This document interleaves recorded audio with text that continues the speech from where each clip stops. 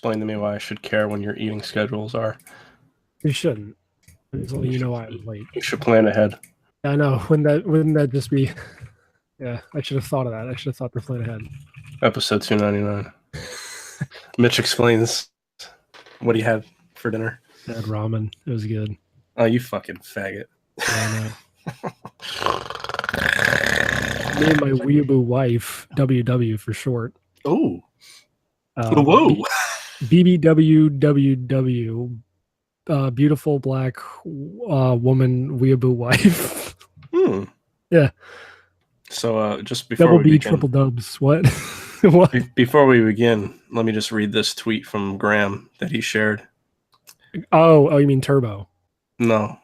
Who's Graham? From Twitter. Zealous. Or none of these names are recognizable as people. Just read it. She's talking just to you and giving you the masturbation support of your dreams. She'll guide you to ejaculation heaven through filthy, dirty talk and hot gestures. Jerk off instruction volume 2. Jab titles as read by Seinfeld. We already did that.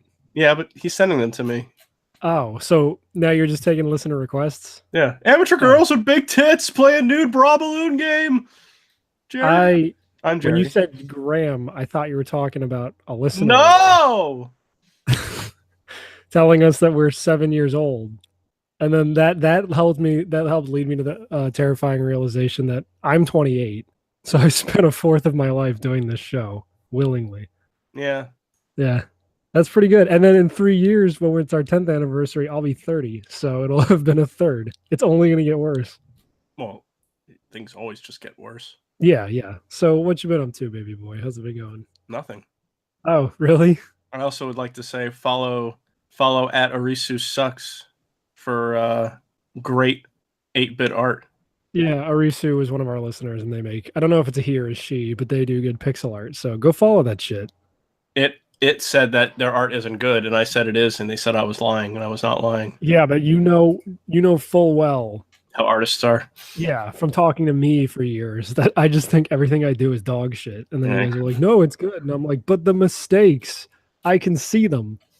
It's like remember when you used to have those, this might be a deep pull. Remember when you used to get those activity books that had like a really, really blotchy red and blue like image? Like it was a lot of red and blue splotches all over the page, and then you'd put on glasses that were red or blue tinted, and you could see either the red or the blue highlighted, depending on what pair of glasses. So it would help you find like hidden objects. I think like Nickelodeon did that sometimes with some of the shit they put on the back of cereal boxes. Yeah, I know what you're talking about now. I was like, what the fuck is this guy talking about? I know. I didn't know how else to describe it except for badly, but that's what it's like being an artist looking at your own work, and just like all the mistakes are just jumping out at you like a fucking magic eye painting. It's terrible. And everyone else is like, I don't see it. And I'm like, it's right there.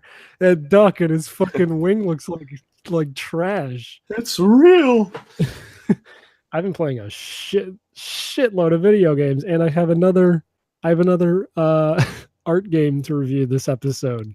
Ooh. I know. I can't wait either. And it's a doozy because it's by our boy Tim Schafer.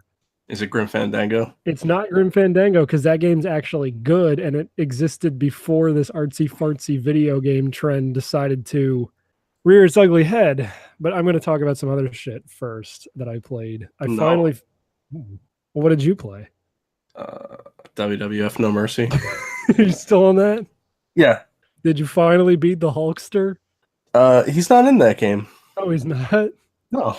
I was going to say, because by the transitive property, Hulk beat Gawker, but if you beat the Hulk, that means you beat Gawker. No, I could beat him in, I did get WCW versus NWO Revenge. Okay. So there you go. You can finally fulfill your lifelong dream of taking down Gawker by the transitive property. I'm pretty sure I used to own that game, but I got it.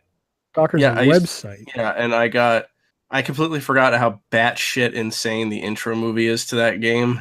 Because it starts off, I swear it looks like Silent Hill Homecoming, with it's got like a truck driving in the night with thunder and lightning, and then a can catches like a oil barrel catches fire, and and the truck has to stop, and it's Sting standing there with a baseball bat and I was hoping it'd be the Undertaker. No, because Sting's like he's not the antagonist. I guess he's actually the good guy. He's really he's the face. Yeah, and then a truck driver who I don't think you can ever unlock is in the truck, and he goes, "What the heck?" And is this like a pre-rendered movie, like shot? No, this is all in-game models. The people are the truck, and the backgrounds are flat images. So like Resident Evil pre-rendered, right? No, like the intro movie to the first Resident Evil. You mean, right? No, what I'm saying. That's what I mean. Okay. At first, what you were describing this, I was imagining FMV, and then you said no, and so I'm like, so it's made of the in-game models, and then you were like, yeah, but the backgrounds are flat, and I'm like Resident Evil, where all the backgrounds are pre-rendered, like a 2D sprite flat. Yeah. No, that's what you have to look it up. It's fucking nuts. And this is WCW NWO Revenge versus NWO Revenge. Yeah. All right, you know what? Let's do a live reaction right Okay, fine. Fuck it. I don't give a damn. I don't give a good goddamn. Because Christina was walking in at the same time, and I said, "What game do you think this is?" She's like, "I don't know." I was like, "It looks like a horror game, right?" She's like, "Yeah." So the thumbnail for this, I see the Hulk and some other guy. It's not the Hulk. It's Hulk Hogan. He's never been called the Incredible Hulk. Oh, okay. And some guy in a white leotard, and then some third guy behind them, and they're all raising their hands. And there's a door in the background that has the word "office" taped to it. Yeah, I believe it's Steiner, and I forget the other guy. It was funny because whoever owned this game before changed everyone's costume to be the NWO, and they changed Goldberg's name to Tinky Winky. Ooh, this was made by Asmik Ace, and that's the developer that made Dokapon Monster Hunter for Game Boy Advance. Oh. Yeah, I used to play that game as a kid. All right. Okay, I see what you mean. Atlanta, Georgia, 1998. 100% pure. Oh, man. This is the pits. Is it so good? Those backgrounds might be pre-rendered. I can't tell because I think this has been uploaded in 144p. Yeah. No, that's what the game looks like. Oh, God, that's awful. I know everyone gives the N64 shit for looking like blurry triangles, but I can't really tell. No, the game itself doesn't look that bad. It's just that intro video. No, yeah, but like whoever uploaded this, there's also like a ton of ghosting. Oh well, no, that's what the intro looks like. There's ghosting in it for some fucking reason. Oh, to give the ethereal feel. Is he holding a shotgun? No, it's a baseball bat. Oh man, now there's 2 barrels on fire. Oh, so you haven't seen the trucker yet? Oh yeah, I see him. He should be unlockable. And now there's Hulk Hogan with a heartbeat monitor. Yeah. For some reason. And it's like 5 minutes long. Yeah, I've gotten to the part where we're just looking at intros now. Yeah. Like here comes Kevin Nash. I assume that's Kevin Nash because he has the word Nash on his chest. Yeah, no, that's correct. The word hot comes up over a babe with triangle boobs. Yeah, that's supposed to be Miss Elizabeth. What what's that guy? The guy who died. This is what it's like when a wrestling fan and a guy who doesn't know anything about wrestling. Well, I don't know, 'cause I'm not watching it with you, so that could be when you say the wrestler who died, that can literally mean. No, so when you say Miss Elizabeth, that's Macho Man, yeah, valet or manager, or whatever you want, or actually in real life wife. Yeah, she died of an overdose. Oh, that's sad. And I always forget if it was Lex Luger that she was doing the drugs with, or Sid. I think it was Lex Luger.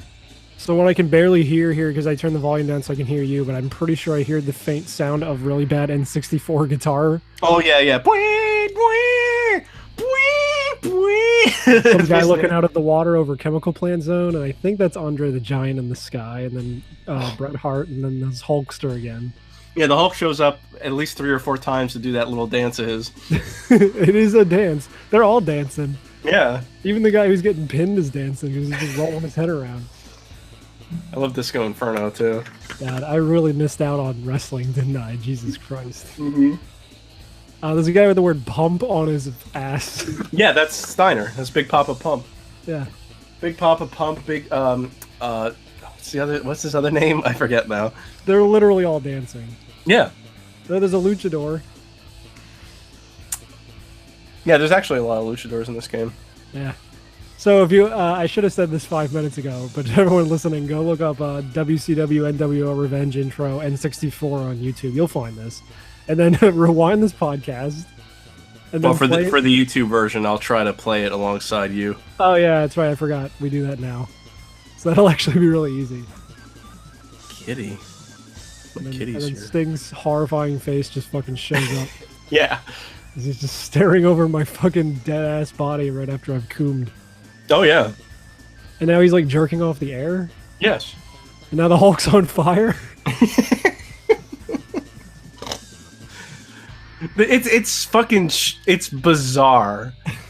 This isn't that bizarre, honestly. It's just like the technology doesn't exist to make this look like what they want it to look like. Yeah, and what's funny too is at the end credits has they turned into Mortal Kombat 3 versus screen sprites and shot lightning out of their eyes. Oh yeah. So the Awesome. end credits has like WarioWare style animations for each developer that shows up in a little TV screen. Well, that makes sense because this is Japanese made. Yeah.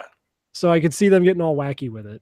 They also made 2 Japanese only wrestling games with Japanese wrestlers that I want to get, but at first they weren't that expensive, and now they're really expensive. So I kind of apparently New Japan Wrestling is like the shit. That's the one. That's what it's called, New Japan. Yeah, like Bullet Club or whatever the fuck. Oh, you mean now? But those 2 games were called New Japan. But yeah, I think Bullet Club's in New Japan. Well, technically now it's Old Japan, but you know. Yeah. Yeah, that's awesome. I beat Bayonetta 2 over the week. I was playing a little bit of that, and then I stopped. That game, it's good. I just I had to fight some big snake thing, and I was just like, eh. Oh, the snake fight's kind of tedious, yeah, because like a lot of it takes place in the sky where you just can't hit him, so you have to like wait for him to come to you, and then do dodge to get which time. But like that game is just fucking polished, like fucking crazy. Because I started playing it right after I finished Bayonetta 1, and playing those 2 games immediately back to back like shows you how much of a victim Bayonetta 1 is to the time it was released in, because like you go from Bayonetta 1, which is super brown and like there's bloom everywhere, and then you move over to Bayonetta 2 and it's like, holy shit, like all the colors in this game, like all these great shades of blue, and we don't need to turn the fucking bloom slider all the way up. It's great. And probably because it was released on a Nintendo system too. Well, no, because Bayonetta also was being developed in the late 2000s when like that shit was just the norm, where it was like, yeah, just make your game as brown and bloomy as possible. Actually, yeah, because I guess Twilight Princess looked like that. But it was released at the tail end of that like era. Bayonetta came out in like January of 2010. But Bayonetta 2 also like just controls smoother than the first game, and I don't know how, because the first game, you know, it feels good. But like you play the second game and it's just like they added more butter to this, and I don't know how to describe it. It just feels smoother. Well, it wasn't what's his name, right? Who developed the second one though? No, but he like wrote the story and he was a producer on it. Because I just always see tweets from him saying, "I did not develop Bayonetta 2. Stop asking me questions. I will ban you." Did you see that Jay got a reply from him? Yeah, you bring it up every time. No, this is the first time I ever heard about it. Like, was this afternoon. Yeah, you brought it up before. You got a reply about a sexy mole. That's what you're talking about, right? Yeah, I'd only ever seen that picture for the first time today. Bullshit, you did. I don't remember seeing it any other time. So you've mentioned it before. I don't remember this. Turbo, get on finding the exact episode. Turbo doesn't listen to the show anymore. He just shows up once a year to tell us that we're a year older. Fuck, see, because all our fans now don't have like the good kind of autism where they can just recall. No, fucking Blake will be able to tell us. Yeah, but I don't want him to. Oh, well, too bad. Yeah, Bayonetta 2 is a good game. It's still underwhelming compared to the first one in terms of just the sheer spectacle. Like, at least in terms of the last boss fight. I won't spoil anything for you. But it's really bad when you play those 2 games like back to back, and then you realize, oh, they use like an exact thing from the first boss fight. Or the first game's like final boss fight, just not as epic. But I don't think I'll ever play the first one anyway. Yeah, but a lot of other shit they do in that game is awesome. They retcon a character's story arc to be actually kind of awesome. And I did find out when I watched the credits this time, like, oh, Kamiya did write the story for this, so good on him for retconning that character to make like more sense. But just yeah, God, that game is like polished to fucking death. It looks, even though it's not like the most graphically impressive thing ever, just everything looks amazing. Just the particle effects and all the color palettes they use. It's just, I love that game. And then I immediately went from playing that to playing Transformers Devastation, which is another Platinum game.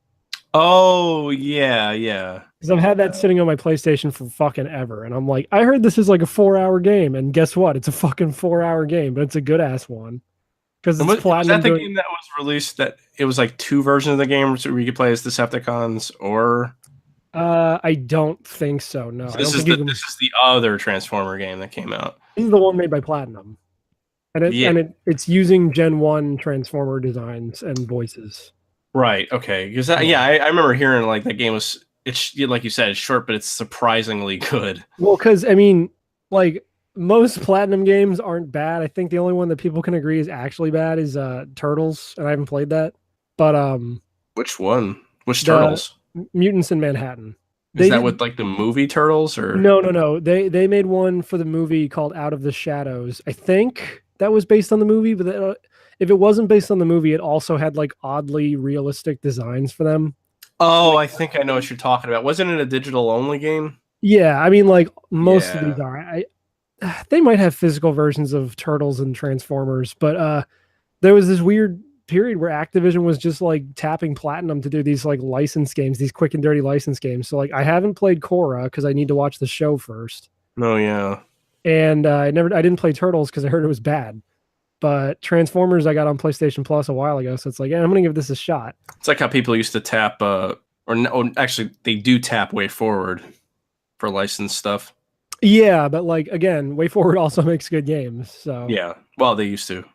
They still do. No, they do. No, well, I'm sorry, but they do make good games, but they're all licensed games now. Well, and I think a lot of their like powerful team members went on to form Yacht Club. So yes. Yeah, there's that. But yeah, like I mean, I heard the Mummy Demastered was good. I haven't played it yet, and I'm not gonna watch that movie anytime soon. That movie's shit. The Coming. It's so boring. A few weeks ago, I was getting into an argument with your faggot friend Joseph Joestar because he said Fully Cooley sucks, and he's just objectively wrong.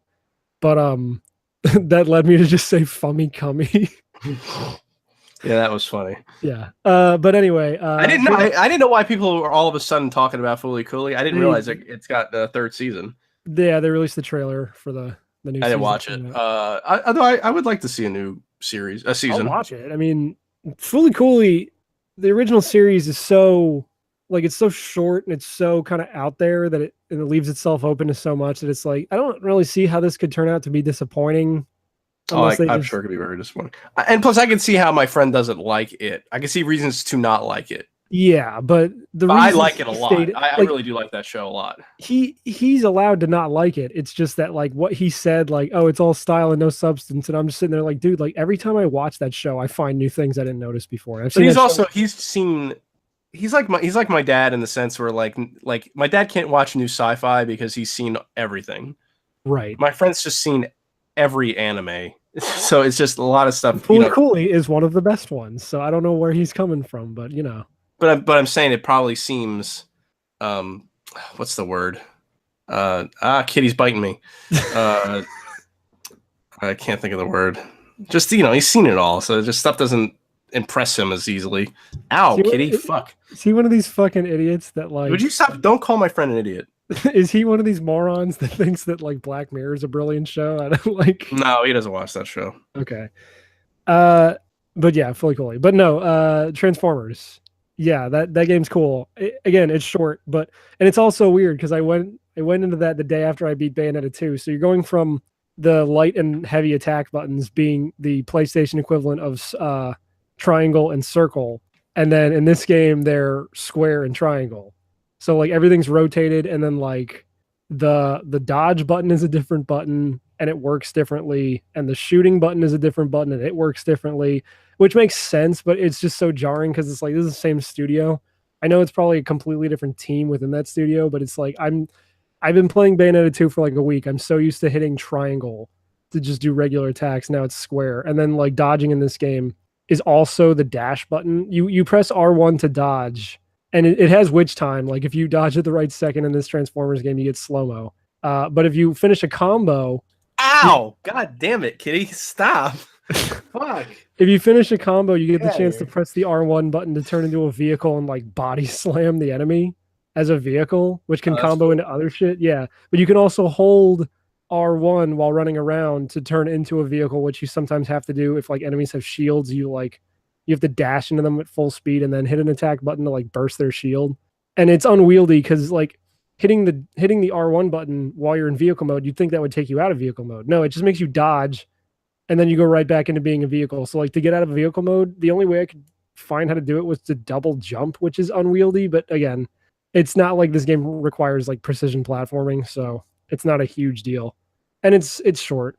Like half the game takes place in this semi-open world city where you can find like some side quests and some hidden collectibles, and then like the other half of the game takes place in like very linear levels. But I don't know, it's enjoyable. I didn't grow up watching Gen 1 Transformers, but I felt the sense of nostalgia despite that, especially considering they got like pretty much all the voice actors back. And like every song on the soundtrack is just squeedly meadly guitar at full force forever. It's amazing. Well, I only like the movie from Generation 1. Right. Kitty. Well, I can confirm that Orson Welles is not in this game. Unfortunately. That's too bad. Yeah. But they it could would have just be taken cool. sound clips from him. I'm touching my cat's belly and she's getting pissed. Kitty, go away. I'm doing a show. I would have appreciated if they'd somehow gotten enough voice clips of Orson Welles to like do a monologue. And but instead of doing a monologue that matches the Transformers game, they literally just cut up his voice so he does Monsoon's monologue from Revengeance, like ad verbatim. It's like memes, the DNA of the soul. Free will is a myth. Religion is a joke. Then Optimus Prime says, "Your memes end here." Omicron or whatever the fuck that guy's name was. What was his name? I don't know. I don't know. I didn't see the movie. Oh, I was going to ask you. You should watch the movie. It's good. It's sad that the only exposure I've really had to the Transformers movie is The Touch by Stan Bush. Well, I'm telling you, watch the movie. It's really good. I don't know where you can find it now. It's probably... Yeah. Well, I mean, you could probably find it online. Yeah. I'll watch it at some point. I know that spoilers for a 30-year-old movie, Optimus Prime totally fucking dies, but, you know. Hey, eat shit. I mean, I give him props for doing that. Yeah, and I forget who they made the new leader. It was some other Prime. Like, wasn't it Radimus Prime or some shit? I just don't remember. I don't know. Like I said, I haven't seen it. I absorbed this shit through osmosis, and from having, for some reason, watched years of MovieBob stuff because I'm a fucking faggot. So Ready Player One must be... Oh, I didn't know that. So I block his channel, but sometimes that channel blocking thing doesn't work, and I didn't realize he called... Did he always call his show Escape to the Movies? Yeah, even when he was on The Escapist. Oh, all right. Yeah. I thought he did that to be a cheeky little fat fuck. No. It's been like that forever. There was a period of time that I didn't know he was a giant goon, and I like actually watched his stuff. Yeah, I know. I watched his stuff too. We met him at PAX East one year, and I was like, I'm a big fan. He turned like a goon over time. Yeah, well, I didn't realize how much of a goon he was until because he's got that other series called The Big Picture. He had that other series called The Big Picture, and there was like one episode where he was talking, to bring it all around, about a Transformers episode that has like an environmentalist message, and I'm just like, this seems kind of gay. Yeah, well, he's a faggot. Yeah, well, we know that now. I mean, hindsight is 20/20. Yeah, well, I always want to say like more than 20/20 as if that means like my eyesight's better. Like, yeah, eyesight's 50/50, and it's like I don't think that's how those. Yeah, but apparently 20/20 isn't perfect vision. What is perfect vision? It's something like 20/40 or something. It's kind of like, that's like a saying that doesn't make sense. If you no, 20/40 is that San Francisco Rush game. Nothing. All right, cool. Anyway. Well, look, reference the fucking podcaster. I don't have to fucking pop for every goddamn thing you bring out of the woodwork. That's the name of my Sonic OC. Reference the podcaster. Oh, I'm fine. I'm saying you must be fucking creaming in your jeans to watch Ready Player One, right? I kind of do want to see it just because, like, look, that book might be awful, but the thing about the book is that I have to read every insipid word that guy uses to describe all this shit. Just watch those. Just watch the 3 minutes of the look what characters in the trailer. That shit. No, that I was gonna say. Wreck-It Ralph. Just watch the trailer for Wreck-It Ralph, and you've seen the entire movie. I don't think Wreck-It Ralph 2 looks good. Oh no, it looks like crap. Yeah, I guess this is a good time. Well, I was gonna say Ready Player One. I'm assuming because Spielberg is behind it that it will be like at least a little competent. I've seen one review, and the guy said it's not the greatest thing in the world, obviously, but he's like basically said if you're between the ages of 25 and 35. And you've watched anything on TV when you were a kid, or you'll see stuff that you remember, and they'll be smashing into each other. That's basically what he said. Yeah, well, I was gonna make the point that, like, as long as the kid's not narrating like I jumped into my 1984 DeLorean splattered with Ghostbusters cum. Well, he said there's the scenes that are like that are the worst, because apparently like it's like the main character and the love interest will do that to each other. Oh, they'll just spurg out and like talk to it. Ah, it sucks. Because I was like, as long as I don't have to hear that shit, and it's just like, look, it's the Iron Giant. Then it's like, yeah, okay, it's fine. Yeah, like I'll wait for it to come out on Netflix. I'm sure it'll come out in 2 months, and then I'll just fucking fast forward through it just to see the references. That's all. And so that's like, you just helped. We were talking about bad movies based on technology and straight to Netflix. You just helped me segue perfectly into the fact that I watched the Emoji Movie last night. Oh, you poor bastard! I was gonna watch it too. I was thinking about watching it, and I'm like, I watched what did I watch? I watched it up to the part where he comes out of his apartment. So like the first 5 seconds, and I stopped watching. Yeah, because look. I watched it because Corey was like, let's just see how bad it is. And I'm just like, yeah, you know what? Morbid curiosity. I'm sure that's why they put it on Netflix in the first place, but yeah, whatever. The people who went to the theaters to see it, they're evil. Yeah. If you're watching it on Netflix, it's just, curiosity. I would have to assume that the studio doesn't get money for that. I would hope that. I hope not. Yeah. I mean, it was already a big enough flop that I think I would hope Sony Animations learned their lesson, because they're better than this. They made like Cloudy with a Chance of Meatballs. And it's a great movie.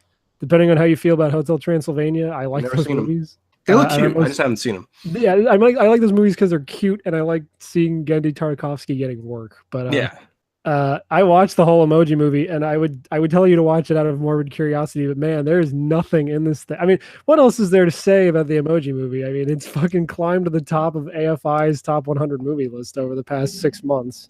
It's like beautiful.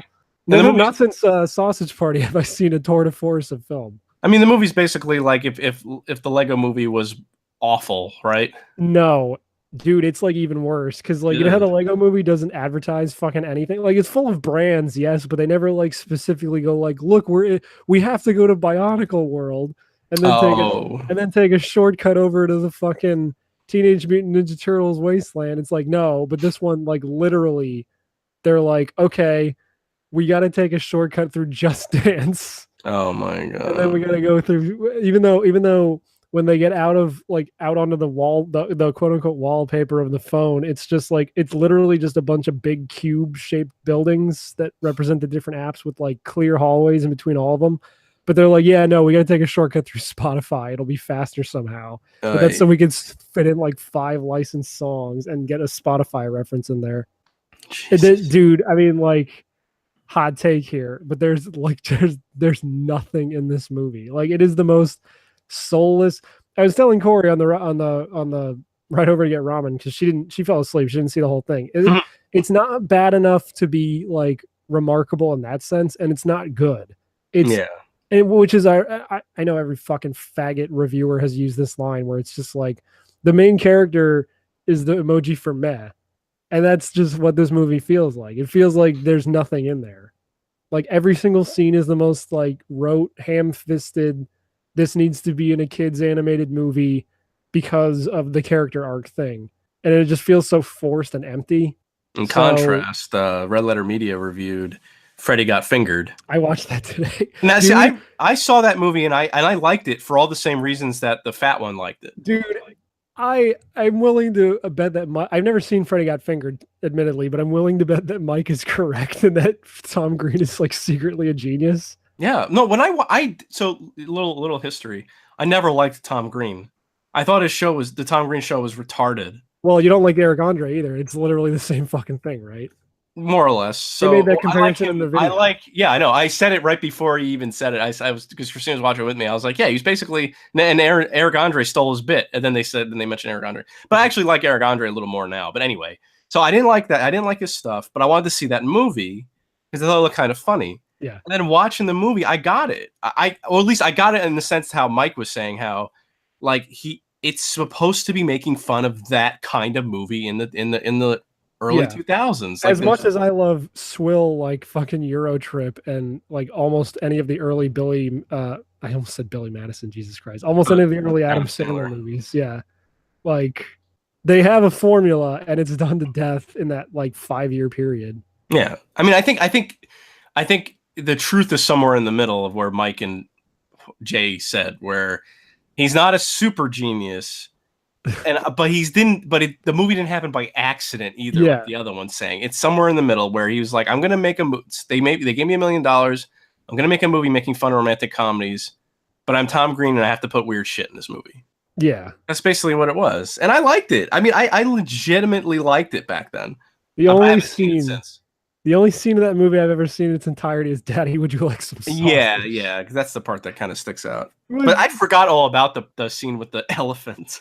Dude, I might have to hunt this DVD down. # release the green cut. Release the green cut. No, because like I'd heard at some point that he's supposed to be like a cartoonist, and I'm like, was this movie made for me like secretly? And I just wasn't allowed to see it because I was like 11 when it came out. I did remember that the zebra people when he said it. I was like, oh yeah, and there's like actual animation in this. Well, that seems like a failed fucking pilot for something he actually might have wanted to do at some point. I bet. Yeah. Yeah. Do you hear the funny noise? It's my hooves.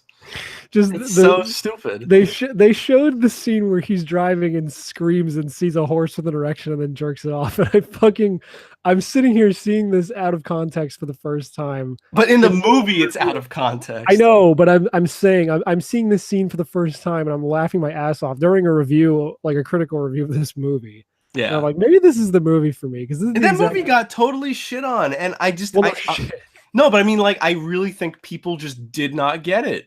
Probably not. No, it's kind of like how people don't get Pop Team Epic. I mean, people Seriously. Do now. But had Pop Team Epic come out like 10 years ago, people would be like, "This is retarded." But like people on 4chan would have been like, Yeah. Yeah. The last episode was today. Eisai Haramasakoi, where nothing is animated for that entire bit until the very end. Yeah. Oh, it's brilliant. I love that shit. The final episode came out today, probably an hour ago or so. I'm going to watch that after this. I watched it. Oh, is it good? Yeah, and make sure to watch both. So is it the thing where I said the two halves of the show are eventually going to be so different that you're going to have to watch both anyway? Because I've been doing that as of late. There was a few episodes in the middle where I didn't bother watching the second part. And then I saw one of the episodes, like I just let it run over again. And then like the voice acting was completely different. I think it was the one with the ghost. Or no. Yeah. It was the girls in the hostess club and there's a murder. And then like they're talking about the detective that comes like, oh my God, they named him that guy's name. Oh my God, they don't care.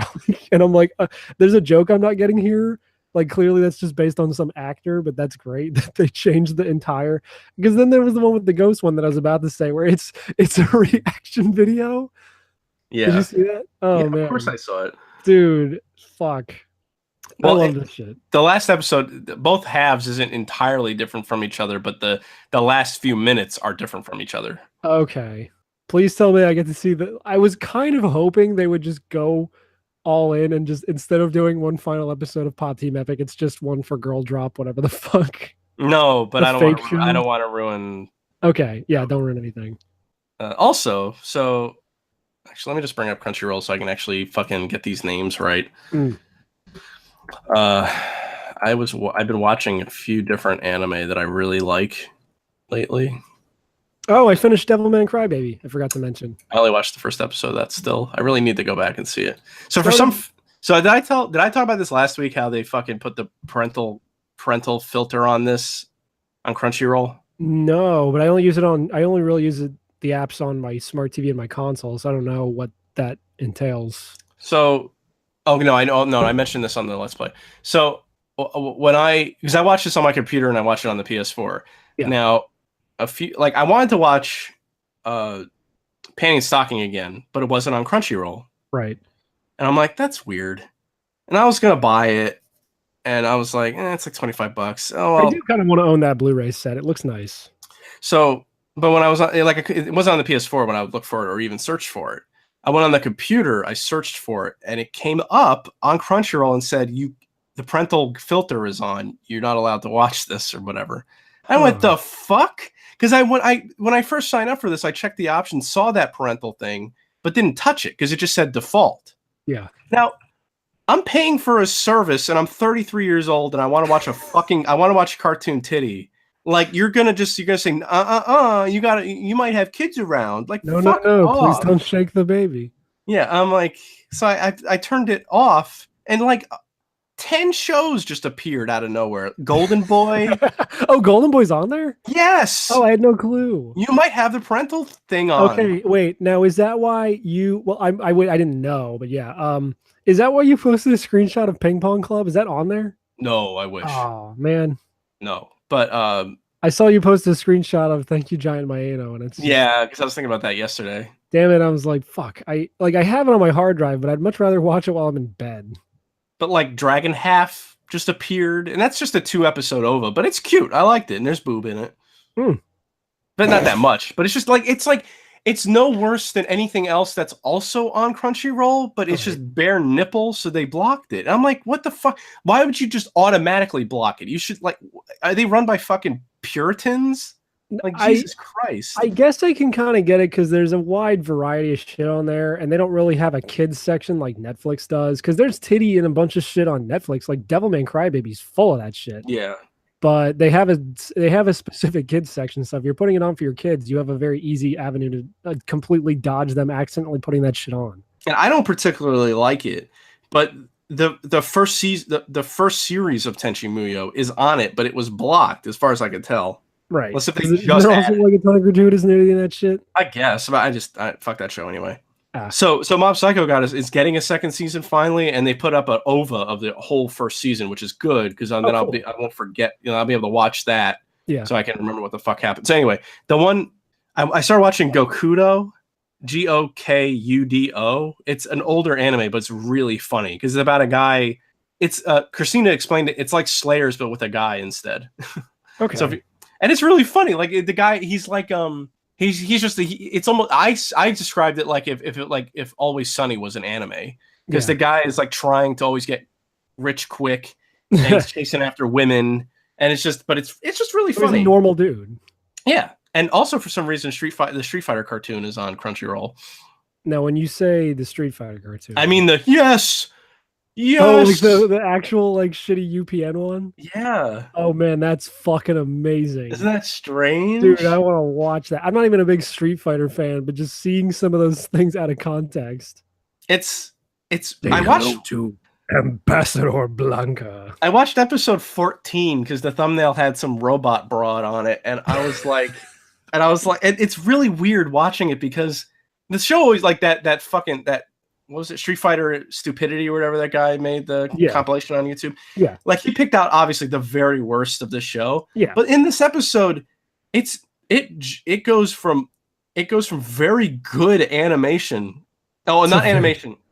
I mean like artwork, like the backgrounds and when the character isn't animated at all, the art is actually very good. But then it wildly jumps to just fucking horse shit. Well, because like he also took a bunch of clips from the '67 Spider-Man cartoon, which is also hilarious and goofy. Yeah, and like this, you could watch his compilations of those. Like, I think he made like 2 of them, but like they had that on Netflix a couple of years ago. And man, he didn't even include half of the fucking dumb bullshit in that entire show. It's great. The other but show that's because like 90% of that 60s Spider-Man cartoon is Spider-Man just falling on his ass. Yeah, with like Hanna-Barbera noises. I love that the original voice actor for that Spider-Man read all the memes on YouTube. Oh, he did? Yeah, I never saw that. It's really good. Oh, I gotta look that up. That's great. The other show I think was also blocked. It was Excel Saga. I never seen Excel Saga. I'm not gonna lie. Now I've seen I've probably mentioned this on the show. I've seen Puni Puni Poemi, which is like I like Puni Puni Poemi more than Excel Saga. But that's because Puni Puni Poemi has like gratuitous titty in it. Yeah.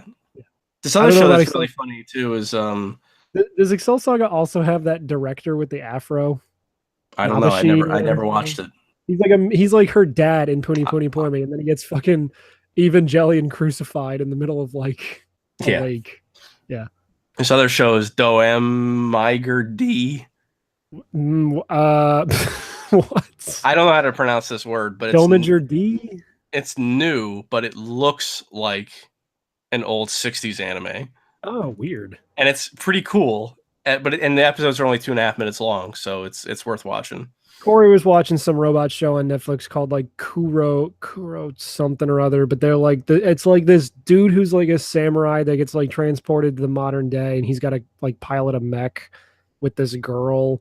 But like from what I caught of it, everything about it just seems so completely unremarkable. It's like, let's make Evangelion, but let's not have like anything really interesting going on. Yeah, the Netflix original animes are like, yeah, it's one of those really weird because it's like you either get shit like that or fucking Devilman Crybaby. I will say Crybaby is worth watching. I enjoyed it. It started to lose me near the end, but then like it finishes strong. And I talked to some of the guys in the Discord afterwards, and the one guy who's on there just named Devilman knows this shit. And apparently Devilman Crybaby is like a fairly like accurate adaptation of the show, just like modernized or of the manga, I should say. But that's what I mean. It's like you get stuff that's either really bad or really good when it's no. But I mean, like the fucking story of Crybaby like goes places, and I was like, this seems like really out there. And he was like, no, that's an adaptation of the manga. And I'm like, oh, neat, cool. Well, Devilman always looked really weird. Yeah, I won't spoil anything. It started to lose me near the end, but like, just keep with it. It's cool. What's the other show? And there's good titty in it. There's a lot of good titty. Okay, the other show is. Fuck, where to go? Oh, so I skipped this because I didn't think I was like, how could this possibly be any good? But Christina watched it, and then I watched it, and it was I think you'll know what this is too. Thunderbolt Fantasy. That's that puppet show, right? Yeah, it's actually amazing. I'd heard that, yeah. Yeah, which Pop Team Epic actually referenced in the first episode. Did they? Well, there's that scene where she's running and she goes by the shrine and takes the umbrella, and then whatever that thing is from the Miyazaki movie shows up and says, "Are you really going to take that umbrella?" Oh, Totoro? Yeah, and then they get hit by a bus. That's in the first episode of Thunderbolt Fantasy, but it's just really? Yeah, he says he takes an umbrella and this other guy. And these puppet men are fucking beautiful. Yeah, I've seen clips. Yeah, and it's like, you guys, are you really going to take that umbrella? It was like line for line. It's Japanese Thunderbirds. Yeah, but it's like, I didn't like it. The first scenes of action are really, they're too fast, and I'm like, I don't like this. I feel like they're cutting too fast because they don't know what they're doing, and they're just slamming puppets together. But after a while, when it started to slow down and they introduced more of like the story, and then they had another fight at the end, it was so well done. I was shocked. Yeah, I was like, I did not know they can make puppets move. There has to be. I don't know if there's any kind of CG assist in this, but it's like it's pretty crazy how good it is. I've seen clips, and I've been meaning to watch that just because. I mean, I watched Land of the Lustrous just because I was like, wait, a good CG anime? Yeah, I'll watch that whether the story sucks or not. And I'll watch this for the same reason. I need to see how the Japanese do puppets. Also, I lied. Japanese Thunderbirds is just Gotcha Man. Right. The story in this just seems to be pretty straightforward, like Chinese lore story. Yes. So it's nothing too mind blowing, but I don't care. I mean, this story, I think it's actually better that the story is simple because of how the content is. Is Lu Bu in it? No, but that's what these characters kind of look like. Yeah. Yeah. Break time. Yeah. Because I got more games that I could talk about, but I'll talk about them after my art review in the next segment. I love gum. This little lady wants it, so you better give her some. I love gum. Shoot it on the face, then shoot it on the bum. Well, I kind of just I played a bunch of stuff just to watch the first episode just to see if it would be any good.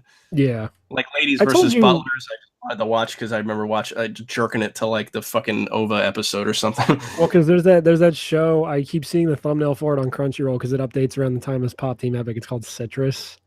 And then I saw a clip of it on like one of Gigux videos, and it's like I should watch this when I feel horny.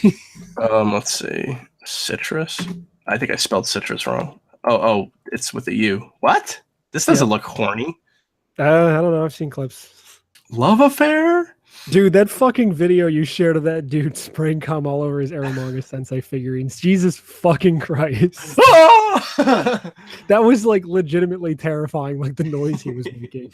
Yeah. It's like sounded like he was dying. I know. All this, just all the cum was leaving his body. Just, like, all his fluids.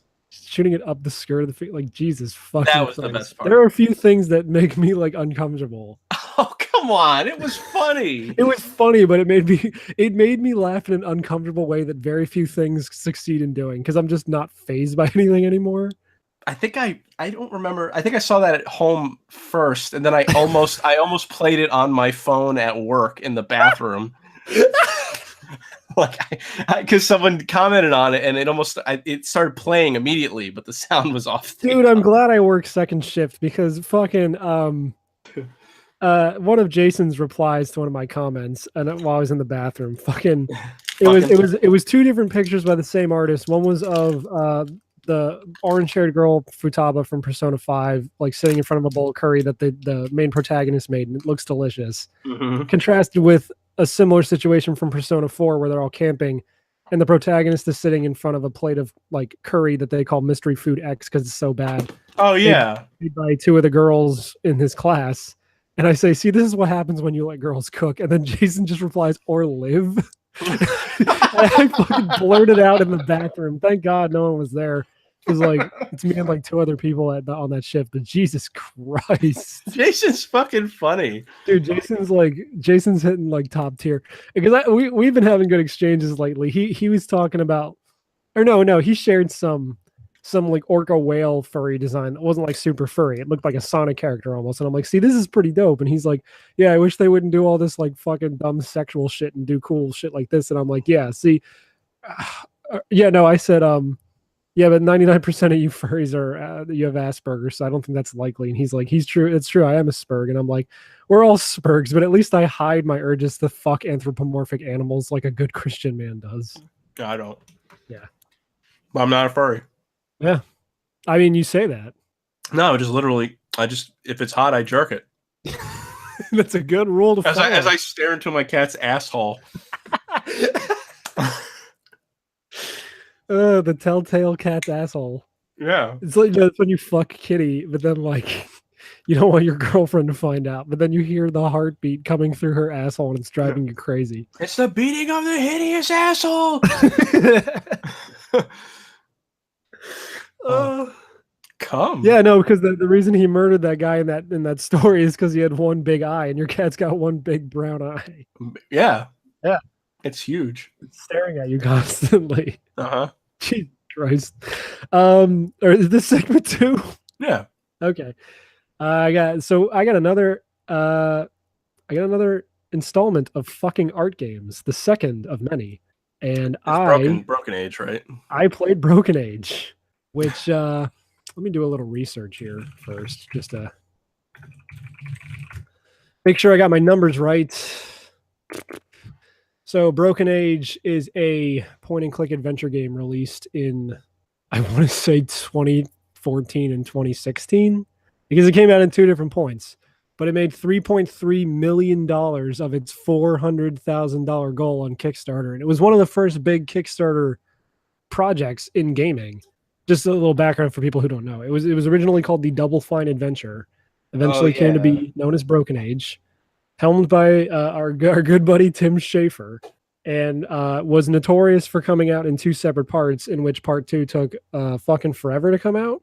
Yeah. And people were mad because the game made like way over its budget. Like, wasn't Elijah Wood a voice actor in it or something? He's one of the main characters, yes. Yeah. But I played it because I've had it on my PlayStation forever. Again, thank you PlayStation Plus for giving me this garbage.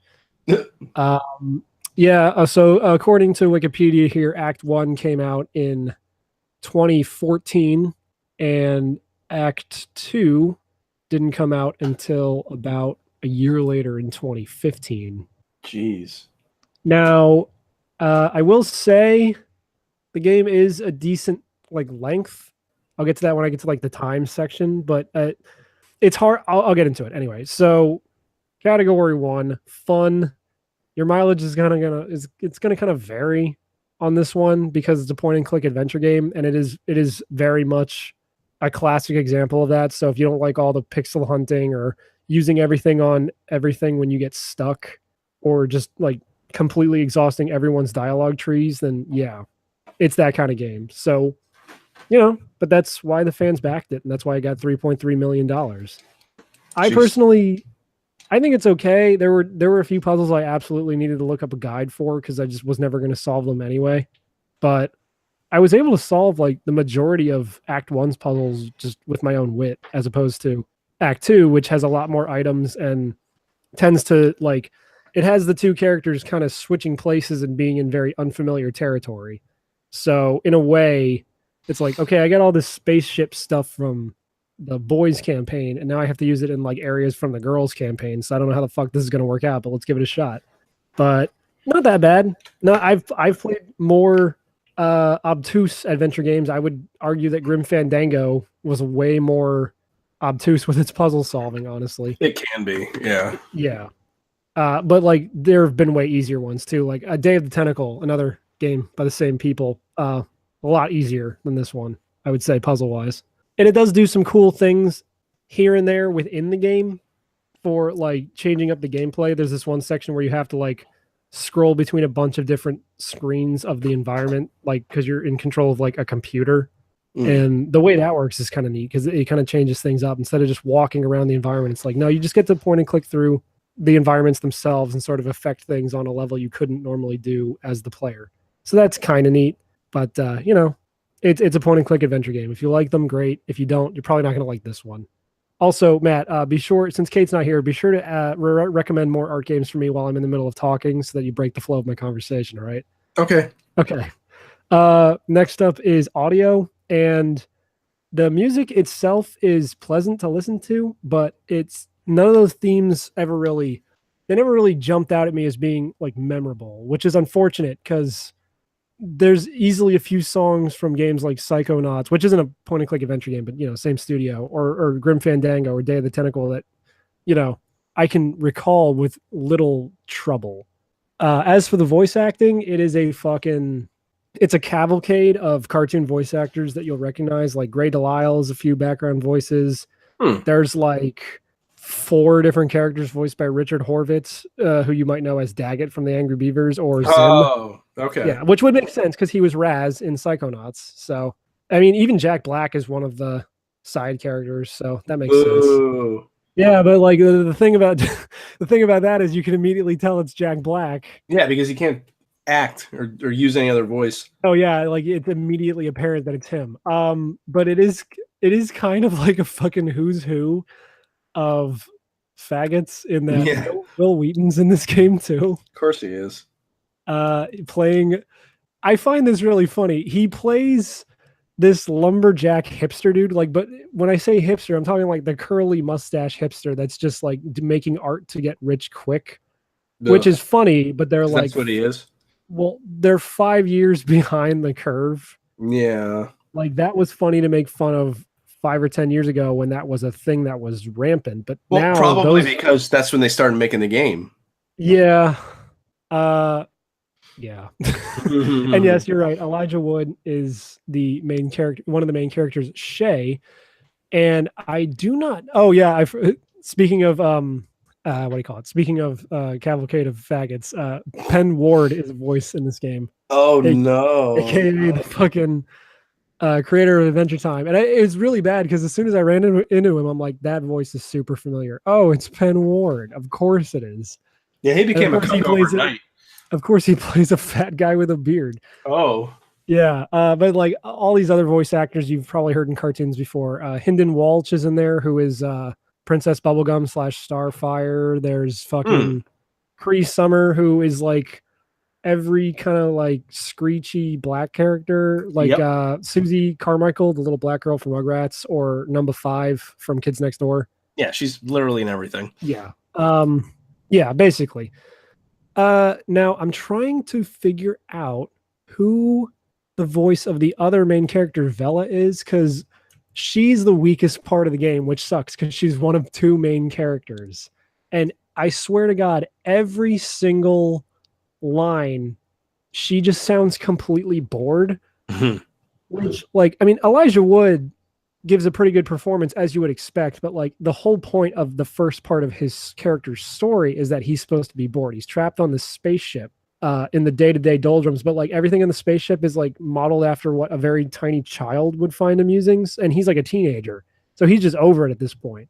But even sounding completely bored, you still get that sense that he wants to be in the recording booth doing this. Yeah. Whereas this other girl who voices the other main character, she just sounds completely unimpressed by everything she's seeing, which is really bad when you get to the second half of the game and she's in a completely new environment where she should be like, holy fucking shit, my whole mind just got blown. It's probably some fucking SJW that walked into the studio two years too late, and they hired her for diversity quota. She was a voice in Team America World Police. Apparently she in Teen Titans The Judas Contract, she was Karen Beecher / Bumblebee. Oh, so I don't know. She was good as Bumblebee. Did you see that movie? Oh, in the movie. Teen Titans The Judas Contract, which was a movie that came out. I thought that was an episode or something.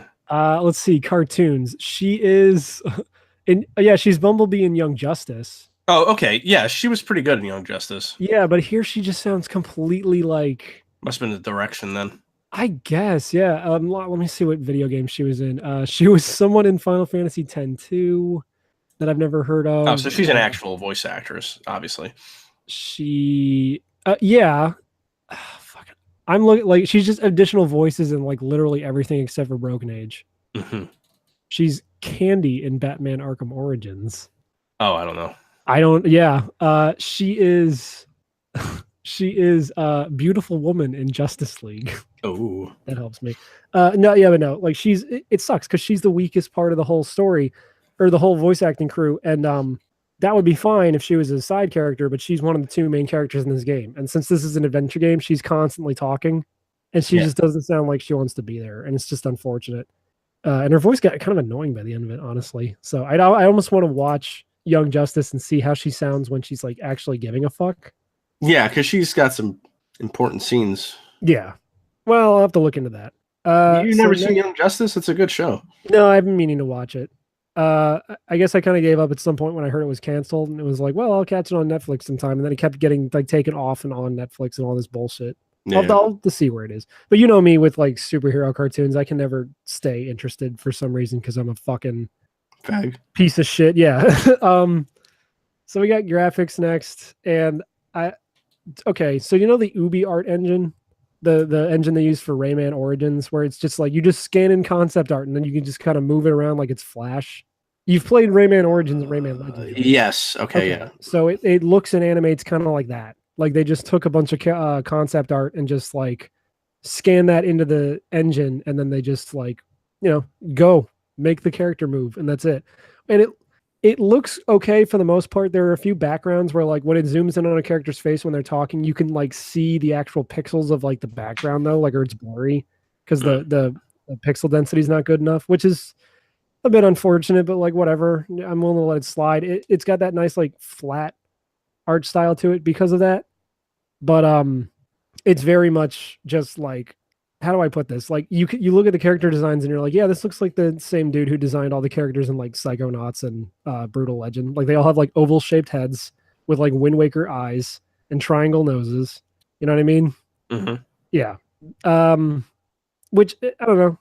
If you like that art style, cool. I like a lot of the imagination put into the designs of like the world and some of the characters that inhabit it. There's like a guy who's a mayor of this like town on a beach, and his like hat is just a sand bucket. And I'm like, that's a cute detail, especially when it turns out to be like that sand bucket is a puzzle item later. So it's like, all right, that's cute. I like some of this goofy, weird bullshit. But the thing I would say to criticize this is that like it doesn't feel, none of the stuff in this world feels like it has a coherent like overlying theme.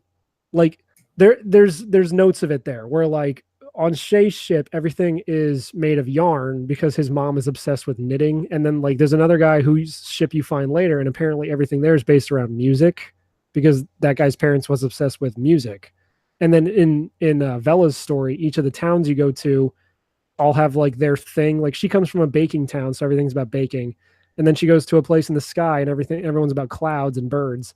And then she goes to the beach town where everything's about sand and like fish and smelling like a fish.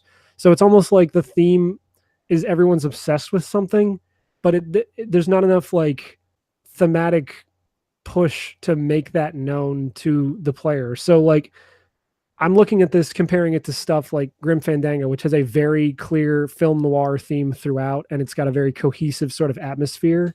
Whereas this just feels like they took a bunch of random designs and kind of threw them all into one game. And it almost seems like these worlds shouldn't exist together or like right next to each other like they do in the game. It's weird.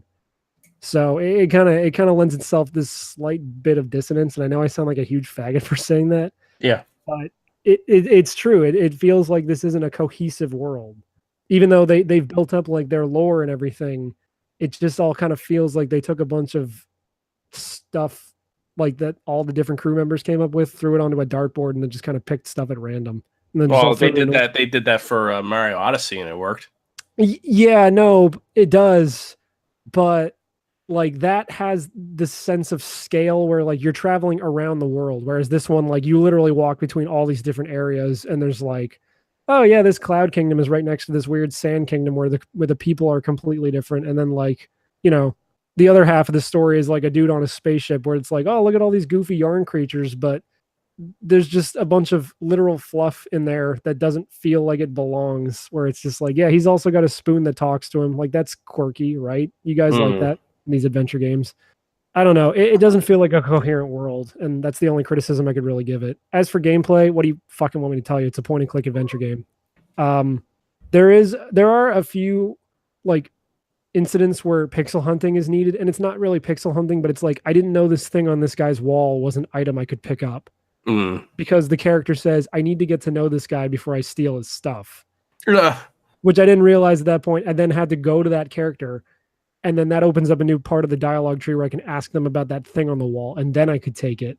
So I'm walking around this area at the end of Act 1 for like 5 minutes, like, how the fuck do I activate this thing? Oh, I have to walk all the way over here, talk to this guy now that I've recognized there's a thing on his wall. And it's got a nice feature where you can, I played it on PlayStation, where you can just move the right analog stick, and then the cursor will just auto snap to something that is a hotspot. Yeah. So that kind of takes some of the annoying guesswork out of it. But it's also like, I would much rather have a thing where I can just kind of like what I was saying earlier about like when you're an artist, you can see all the mistakes like highlighted. I wish you could just like have an overlay where like everything that's not interactive turns gray, and then like anything that is interactive turns like a bright orange. I could just talk about them. Basically have the game play for you.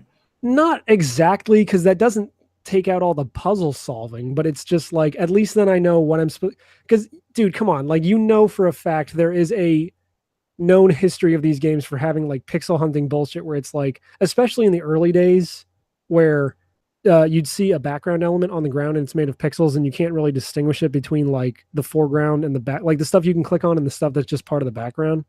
The genre is known for that. So I know. I'm just, you know, yeah, it's less offering another side, but I'm no, I don't like point and click. My least favorite point and click adventure games are the ones that make you click everything in a scene just to find something and then talk to literally everybody in the world until you get that clue again that you can go back and click something again. Like those are the bad ones. The good ones are the ones that kind of like when you're in a new area, you can click in everything and kind of get an idea of what you're supposed to do, or there's puzzles. Yeah, and the hints for the most part that like characters will give you to solve the puzzles are like pretty direct. There's a few puzzles, like I said, I had to look up a guide for, but that's because I don't think I would have solved them anyway. Like, there's a part in the game where you have to measure the pH balance of this mixture, and I exhausted like every single screen I had access to and like looked for every possible clickable thing and could not find anything that even remotely seemed like something to measure pH balance. And then I look up a guide and I find out the talking spoon I've had since the beginning of the game will give me nutrition data. So that's how I measure the pH balance of this thing. And it's like, I never would have guessed that. Like I get that pH balance is technically like a nutrition thing, kind of, but like that's a I real guess. stretch. Yeah. There's a few things like that, and there's a few things too, also inherent of this genre, where it's just like I know what I'm supposed to do, I just don't know how I'm supposed to go about doing Yeah. it. Like there's a section late in the game where it's like I've gotten these like little creature things to follow me around that were blocking my way previously, but if I go now that I have them following me around, if I try to go to the place they were blocking, they'll get back in position and block me. So I have to distract them with something. And I know what I'm supposed to distract them with, but I don't know how to do it. And then when I look up a guide, it's like, oh, I'm supposed to like inspect this item in my inventory. That gives me a completely separate screen where I can like fiddle with something. And then that gives me the opportunity to change that thing to let me distract these little dudes. Yeah, that happened to me a lot. Well, I can't remember the name of the game I was playing on Switch, but that's the same. Oh, Thimbleweed Park. Yeah, which I also want to play. That's a great game. Yeah, but like it's a point and click adventure. All of the failings and soaring highs that genre is known for, this has it in spades because it is made by, you could argue, the fucking codifiers of that genre. I mean, like Tim Schafer was around since like Monkey Island. And that's certainly not the first point and click adventure game, but it's definitely the one that probably popularized it. Yeah. Like, in the mainstream, not that King's Quest and stuff wasn't popular, but you get what I'm saying. No, I know what you mean. Yeah. So there's that. Overall message, and this is where it's going to start getting real fucking interesting. Well, Myst was the one that popularized it. Actually, let's be fair. Yeah, but that one. No, millions of people played Myst. No. I agree with you, but that's almost its own type of thing where like it's less about inventory management and more about like just solving puzzles in the environment. Yeah, fair enough. I get what you're saying. Yeah. So overall message where it's going to actually get interesting. I was playing this game and I was really enjoying it in the beginning. I thought like, okay, the world's disjointed but imaginative, and the characters are likable enough. But I get this distinct feeling like partway through Act 1 where I'm like starting to connect pieces of the plot in my head, and I'm like, if this is going where I think it's going, I wonder if it's going to go to a place where I'm going to end up not liking it. And man, sometimes I hate it when I'm right. Uh-oh. Yeah. So, okay. I forgot to give a story synopsis. But you're never right. Top. I forgot to give a story synopsis on this at the top. So you have the two stories. You have Shay, who is stuck on this ship. That is Shea Butter? Yeah. Well, don't worry. I'll get to his name later. But he's got like basically these two parents that are like these like beings inside his computer. And they're just like constantly going around and like they're treating him like a little kid, even though he's clearly like a young adult, and he's just sick of it. So you find ways to like get around the ship where your mom wouldn't let you go. And you discover this wolf guy named Merrick, who eventually he just tells you like, yeah, I'm wearing a wolf suit, but your mom's not going to let you like know the true meaning of what's going on in the ship. So you need to help me like save these creatures. So then you control this, like after doing some stuff, you control this sort of video game interface where you are like using this arm to reach out and grab these creatures and keep them safe on the ship. On the other side of the spectrum, you have Vela's story where she is a girl growing up in this like sort of idyllic little world, except that there's this thing every year where it's called the Maiden's Feast, where they get a bunch of girls together in the different towns and then like dress them up all fancy. So this big monster named Mog Chothra can come and just basically devour them to help sacrifice them to save the town. Right. And she's one of the sacrifice people, but she gets the smart idea of, well, what if we just fight the monster away? And everyone's like, no, that's crazy. So, she's a spunky black girl with gumption to fight off a huge monster. And you spend like the part of... Is the big monster the patriarchy? So anyway, you pretty much spend all of Act 1 of her just chasing down where the monster was and like finding ways to kill it. I guess I'm going to spoil Broken Age, by the way. So if you haven't played it yet, don't listen. But halfway through the story, she does take down this monster, Mog Chothra, and when it crashes into the ground, finally, its like mouth is open up, and you see Shay fall out of it, and then she tries to punch him, and then she stumbles accidentally into the monster, and then the monster seals itself back up and flies away. So after playing that like grabby hand thingy in Shay's part of the story, I'm like, okay, so let me guess. I'm secretly flying the monster, and they're not actually killing the maidens, but doing something else with them, right?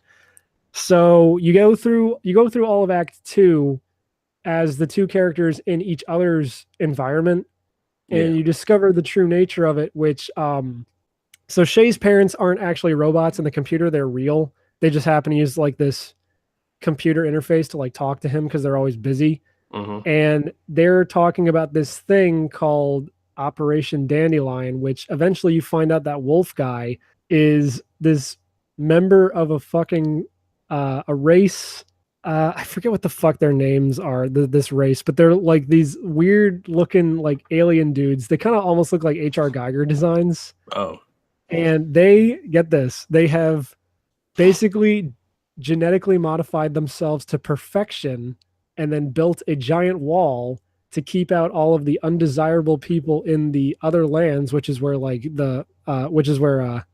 what's her face lives, and all the towns that are doing the Maiden's Feast. And the reason for the Maiden's Feast is they're trying to capture these women so that they can use them to sort of reintroduce this like foreign concept that they lost somewhere along the way when they were genetically perfecting their race that they can't seem to replicate.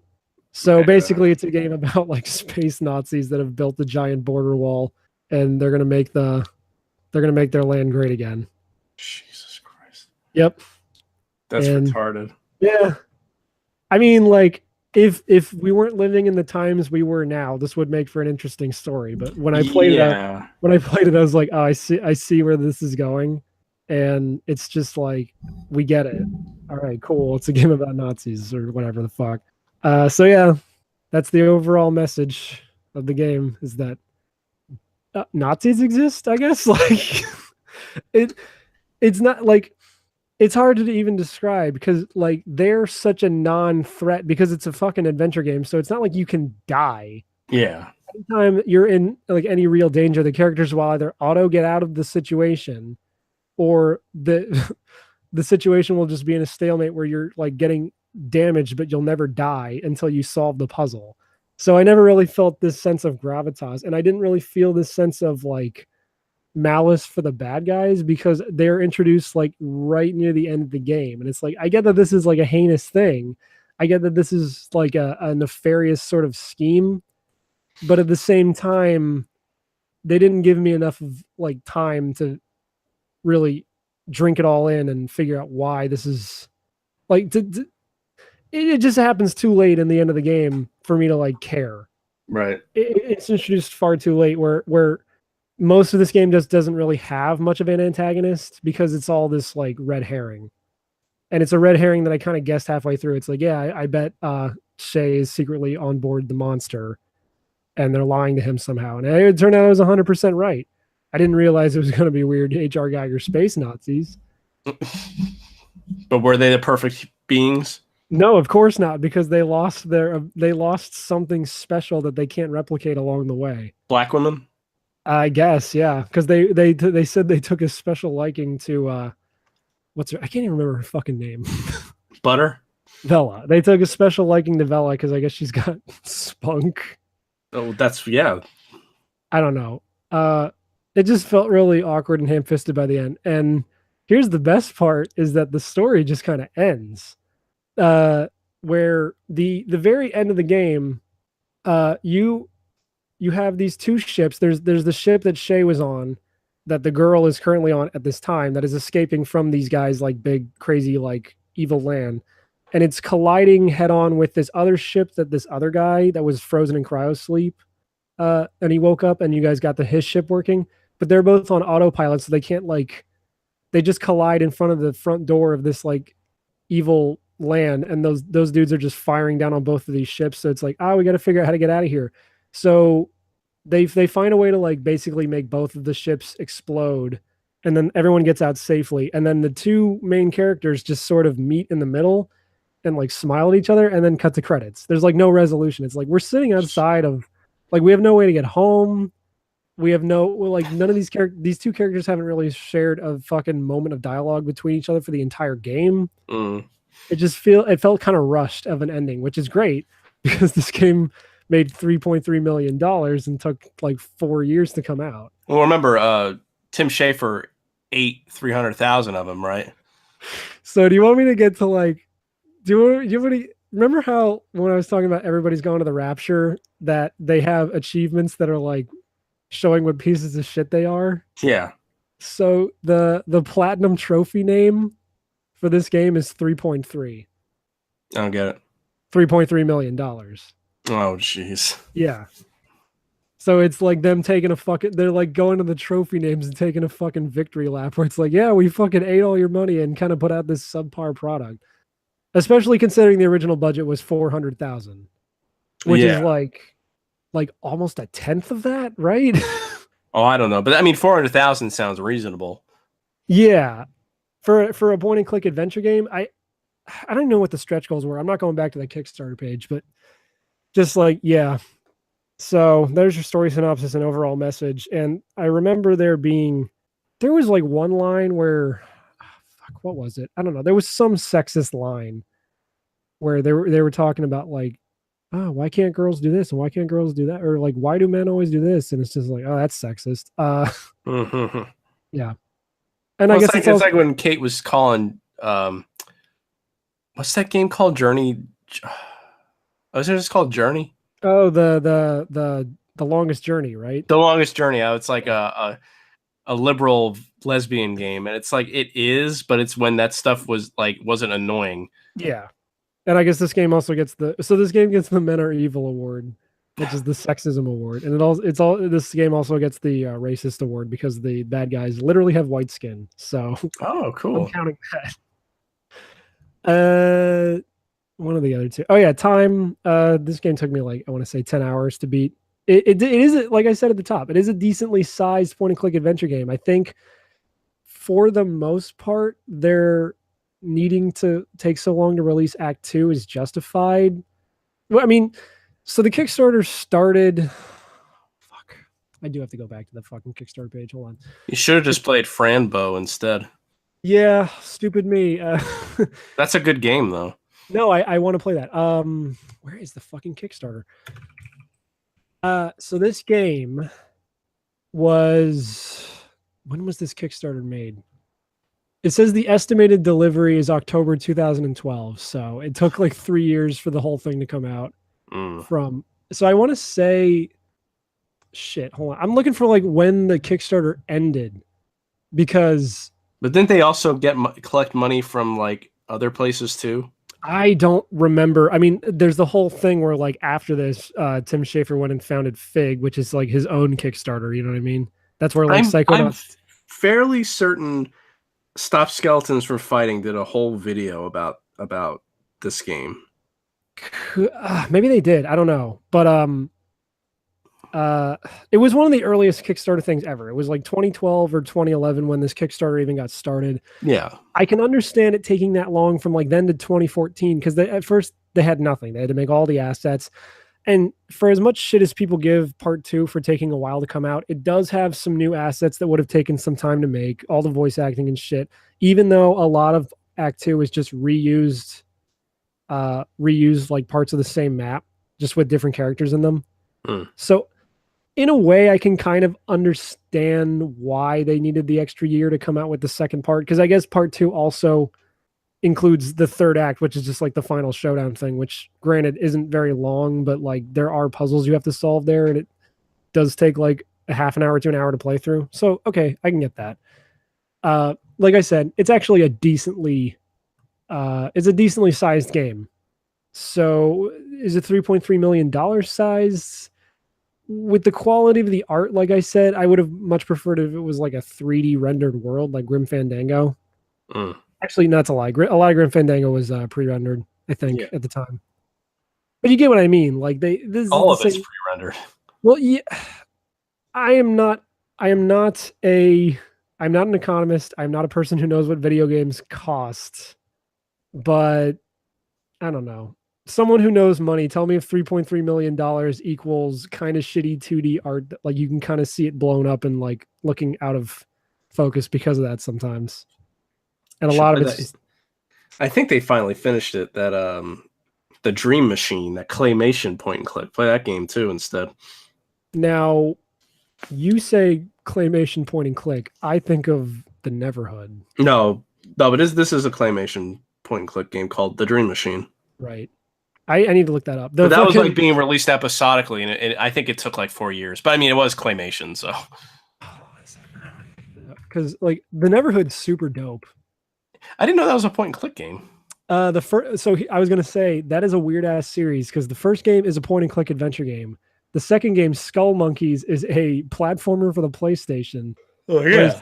Neverhood was a PC exclusive, and then the third game, Armacrog, which came out somewhat recently, Never. and I think was also like a Kickstarter type of thing. I don't know what kind of game that is. Huh. I don't even know if it stars the same characters. It looks like it takes place in the same world. As I can see it in my head, Neverhood, because it's like a guy that kind of looks like a duck. It's the guy Doug TenNapel who did the art for Earthworm. He did Earthworm Jim. He did a few covers for the ska band Five Iron Frenzy, which I have one of their CDs that has his art.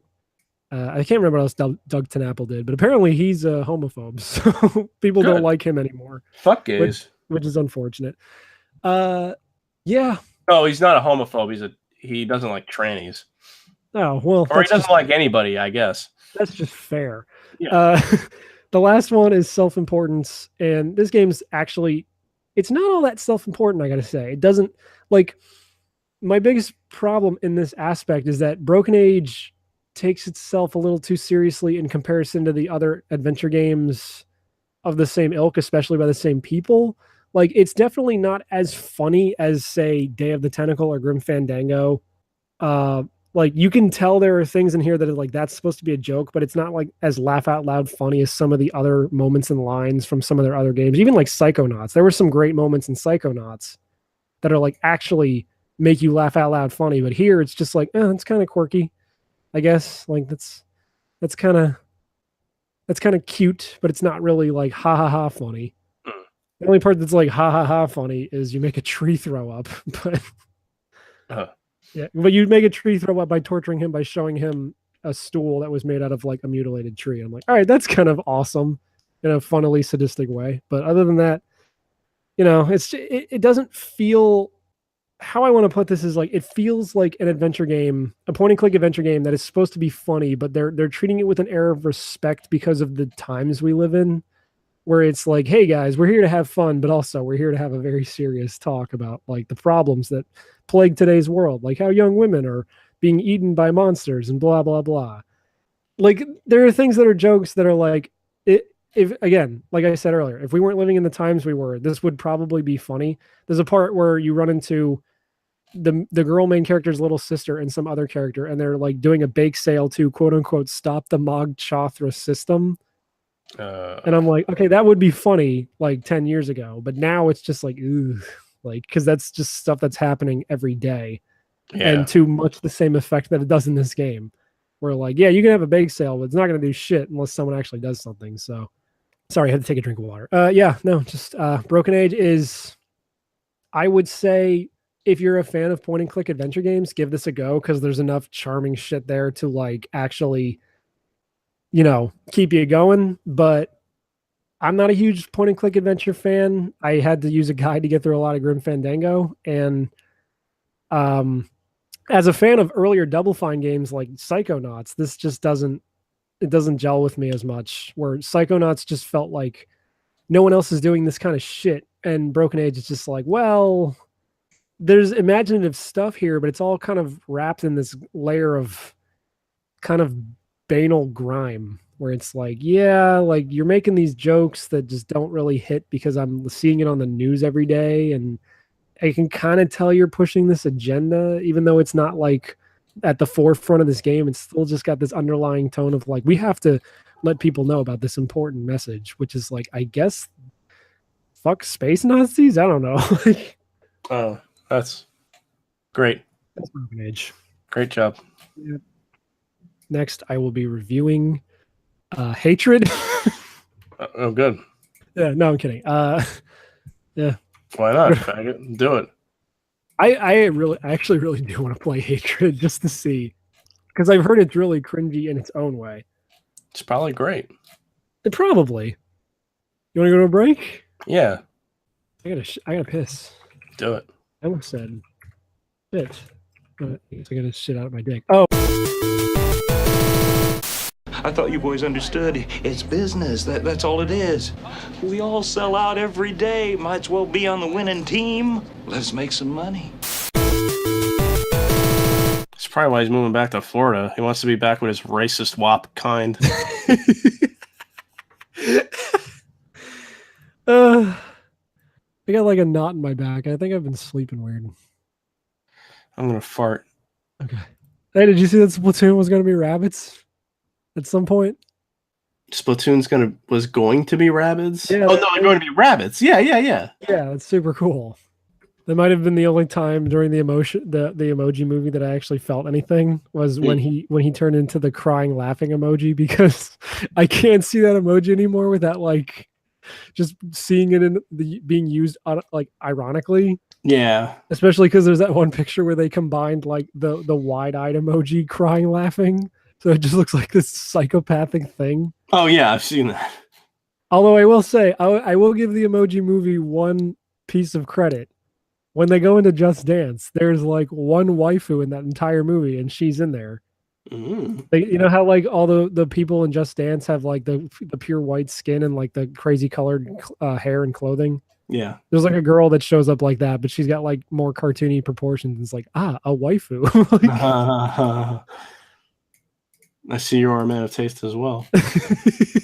I really should check and see if there's Rule 34 of that, because there probably is. Of the Emoji Movie? Let's see. Oh yeah, you know what? Let's just do it live on it. Fuck it, we'll do it live. Emoji family? Emoji Well, that's Splatoon. Oh, I get it. Hold on, I'm looking. I got it. There we go. It's Marie as the emoji thinking, but she's getting nutted on. No, I found it. There's the hacker emoji, and there's a bunch of the mom, and there's one of the teenage girl. That's not good. Yeah, I see it here. There's a bunch. Oh, that's not good at all. None of this Just Dance chick. That's fucked. Okay, this one's funny though. I'm gonna share this in the chat. Great. This is funny.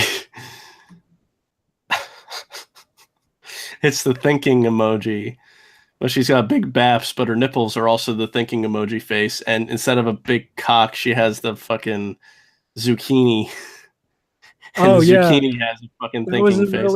That was a really weird poll in the Emoji Movie. Is they go to like the place where the emojis that never get used are, and the eggplant's in there, and it's like bull fucking shit. This is a kid in high school. Of course he uses the eggplant. Yeah.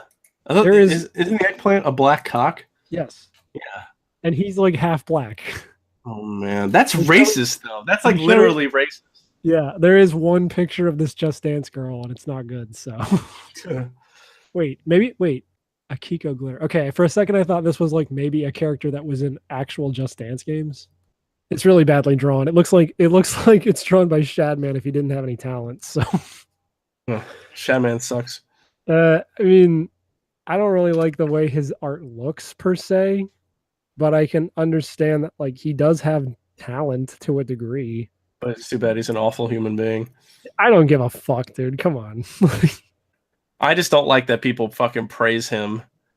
It's just he's sickening to me. You shared a video of a guy coming uncontrollably onto his fucking Eromanga Sensei figurines. You degenerate. Is that girl underage? Yes. Oh yeah? She's like 12. Oh, okay, cool.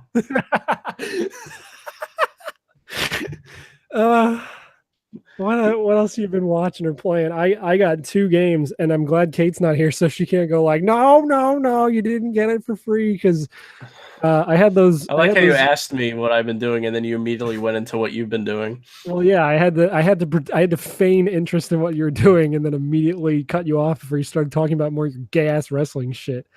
I got 2 games for the cheap on the Switch this week because I had those My Nintendo points that some of them were going to expire at the end of the month. So that Kamiko game was on sale for like $3, and I had more than $3 worth of those points. So I got that for free, technically.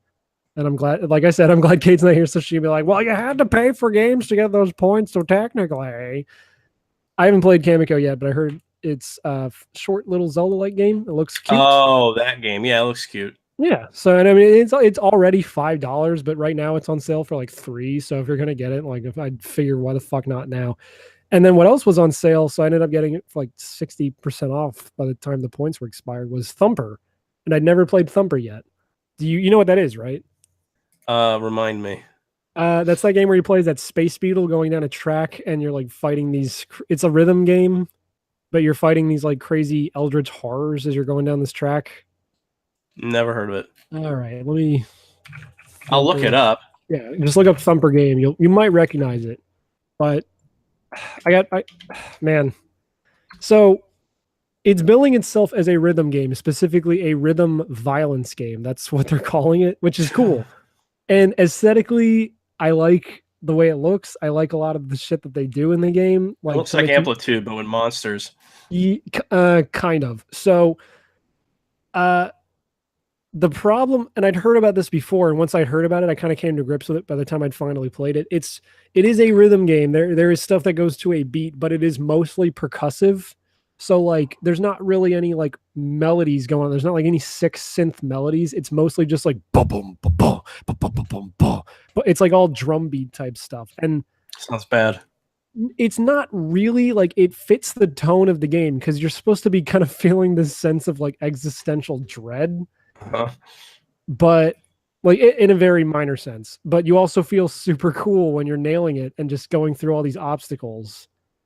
And the music complements that greatly. The main problem I have is that because of the nature of the music in this game, it's, these are all original songs too. None of this is like licensed music. So it's not like you basically sight reading all of these levels the first time you go through them, unless you've memorized them at that point.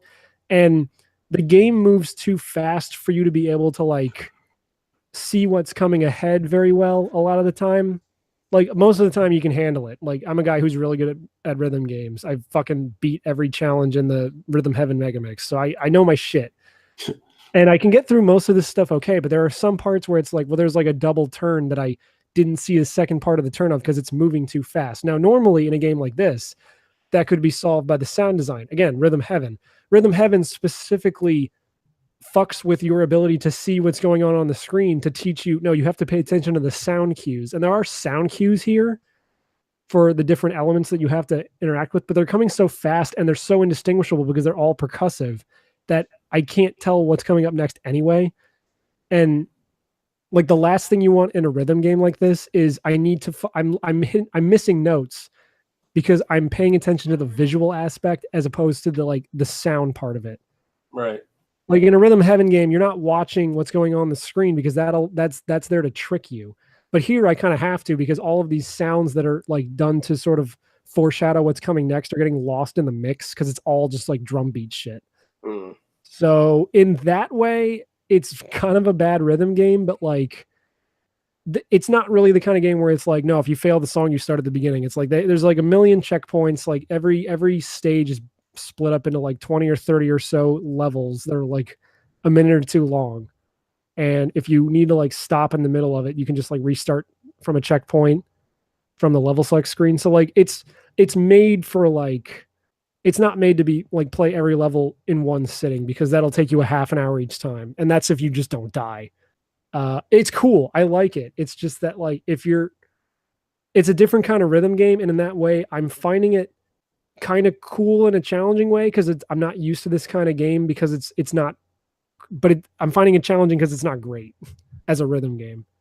So it's kind of like a coin toss here where it's like I'm going to beat it obviously, but I'm not sure if I like it or not yet because I think it's cool when you're nailing it in the early parts of levels, it feels great. But then when you get to the later parts of levels, and I feel like I'm dying because I'm not getting enough like time to recognize what's coming up in front of me, and I can't hear the sound cues to help me do that. That doesn't feel fair. It's not like a game like a Mega Man or a Shovel Knight where it's like, no, I died because that was my fault. Here it's like I literally didn't see the second part of that turn coming up, so I just have to memorize that that's there, and that's bullshit in a rhythm game. So yeah. Okay. Yeah. And it's a different kind of animal too, where like they're constantly throwing new shit at you to do. Whereas a game like Guitar Hero or DDR, once you get good at the basics, you can sight read anything because it's very simple. So yeah, I don't know. Thumper's neat, but it's not my cup of tea in terms of rhythm games. I'd rather have something that has like a melody, like a Hatsune Miku or a Rock Band. You get what I'm saying? Yeah.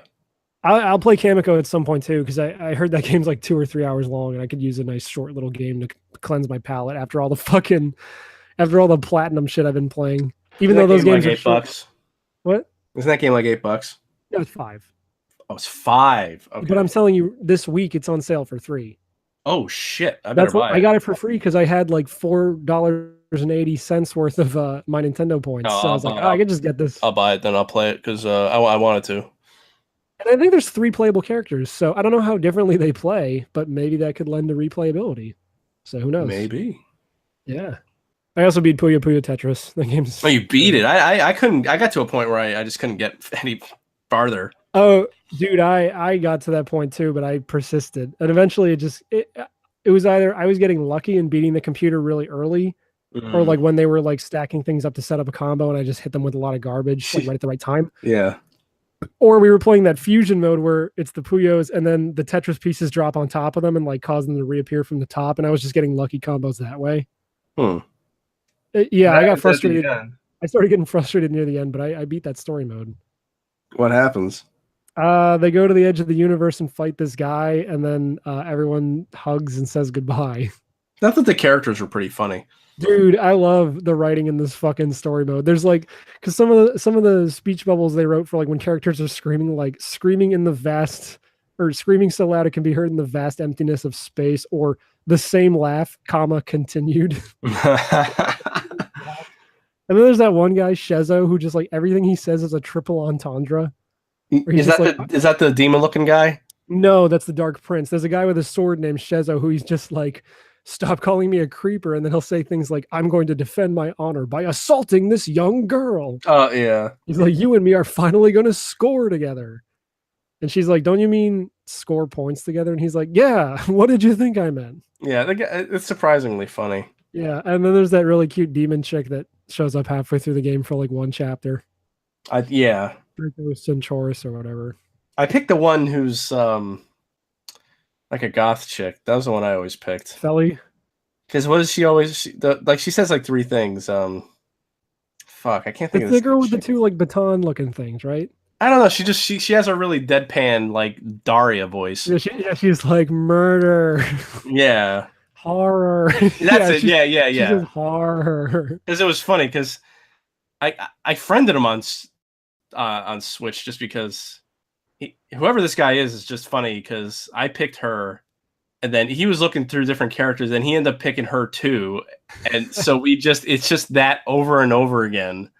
And I know he did it on purpose because it was just so funny here. Horror. I feel like every character has a fucking dumbass line of things they say, and they go from endearing when you first hear them to like when you're playing as that character too much, it's like I cannot hear this person say yes Tetris again.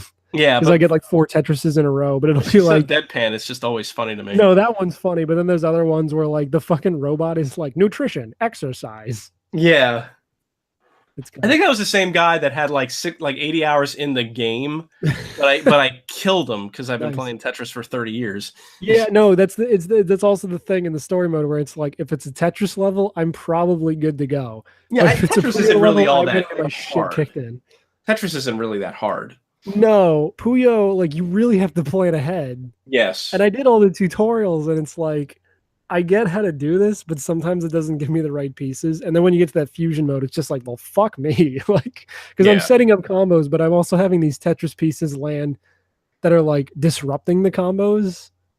But then like later when the Puyos come back up from the top, like the whole pile of them, it's like, oh, it set up a completely new combo I wasn't even like prepared for. So anytime I won in that mode, it was just completely by accident. Also, my girlfriend kicked my ass in that game. So... in my experience, girls seem to be better at Puyo. Yeah, well, I mean, all the main characters are girls, so yeah, there you go. I mean, that's my sister's nickname is based on I assume. She said something about this recently. Maybe it wasn't based on the from Puyo Puyo Tetris. Or not Puyo Puyo, just Puyo Puyo in general. Because when we were kids, I got her a copy of Puyo Puyo Fever for the DS, and she fucking fell in love with it. I talked about it a long time ago. I remember Alex did a banner that has this character in it, but there's a gay skeleton named like O'Share Bones Oh yeah. in that game. And I think it's the same thing as the GameCube version, but I never had either. I just played her copy of the DS version a few times. But In that game's Genshiken they play Puyo. well, in Sega Hard Girls, they travel to the land of Puyos and they're That's riding true. the Puyos down in the sky while they're wearing bikinis. And they're like, oh, these Puyos are so squishy. That's And then someone grabs someone else's boobs, I'm sure. And they're like, these are like Puyos. No, I don't remember. It's been like a year since I saw that show. that show's not like that. Kind of. There's a few parts where it's like that. Not really. There's a few where they're talking about like who they're gonna marry. Yeah, but that's different. There's at least one part where someone look, it's an anime. There's you have to check off one box in every anime, and it's a girl grabs another girl's boobs, and the girl's boobs are getting grabbed. She's all embarrassed, and the girl who's grabbing the boobs is like, "Oh, your tits are so huge! Holy fuck!" Mammy San. Yeah. Let me squeeze your mammy sands. Oh, that's another thing I hate about Netflix. They have one of the Madoka movies on there, but not the other two. And I don't even think they have the show on there. And then they also have one of 4 Persona 3 movies on there. But the Persona 3 movies are like based on each of the 4 seasons. So it's like, here's the summer movie. It's 2 of 4. And then we don't have any of the other ones. And it's like, people are going to watch this and be fucking confused. Why not just have all 4? Yeah, none of it's worth watching anyway. Well, we talked about this years ago where it's like, why does Netflix always have like Nightmare on Elm Street 2, but not the first one or like any of the others? Yeah, it's really annoying because it's like the sequels are always the worst ones too. Well, of all the Nightmare on Elm Streets you could pick, you picked the gay one. Yeah. It's just like, but they do that. They always have like the sequels to movies and they never have the original or any of the subsequent sequels. And it's like, what is this business model? They change hands a lot. Like you'll find, I think all of Friday 13th movies were on Hulu for like a month. But that seems more like a special event kind of thing where it's like, hey, when you get on the home screen, it's like, yo, we got all the Friday the 13th movies for like a month. Go ahead and binge watch them all, you giant piece of shit. The only one worth watching, the only one I've ever actually seen is Freddy. Was it? Freddy Got Fingered. Yeah.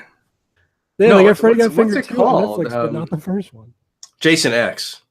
Oh, yeah. Jason X is hilarious. Oh, I finally watched for the first time. I mean, I've seen parts of it on TV, of course, but I finally watched The Bus That Couldn't Slow Down. Wait, what? Speed. Oh, okay. I thought that was like a parody of Speed that I'd never heard of. No, it's a Simpsons joke. Okay. Homer was saying, I think it was Homer. You know me. I don't do Simpsons. Yeah, I jokes. know. I work Kate exclusively in would've SpongeBob references. Kate would have laughed, but she's dead. No, he goes like, I watched that movie where there's a bomb on the bus, and if the bus goes under 50 miles an hour, the bus explodes. I think it was called. No, he kept saying speed, and he's like, and the speed has to be over 50 miles an hour because if the speed goes under 50, the bus will explode. I think the movie was called The Bus That Couldn't Slow Down. No, but that movie is fucking retarded. It is so much fun. It is so much fun. It's got Keanu Reeves. It's got the bus driver looks like a literal caveman. Sandra Bullock, Dennis Hopper. The guy who was Harry in Dumb and Dumber plays a guy named Harry in this movie. Oh, weird. It is really weird. I'm pretty sure because Lloyd is Jim Carrey. Right. I think. Okay, so yeah, Harry. It's good. It's really good, but it's fucking like I know I'm sure people have seen it. Like this movie's been on TV all the time, but there's like there's the part that they have to.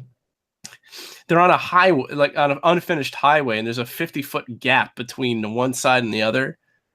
Like the bus, it's like if everybody in the bus jumped at the same time. Like the bus, there's no way this bus would be able to make this gap, but the bus literally bumps up to make the gap. Like it bumps up on nothing.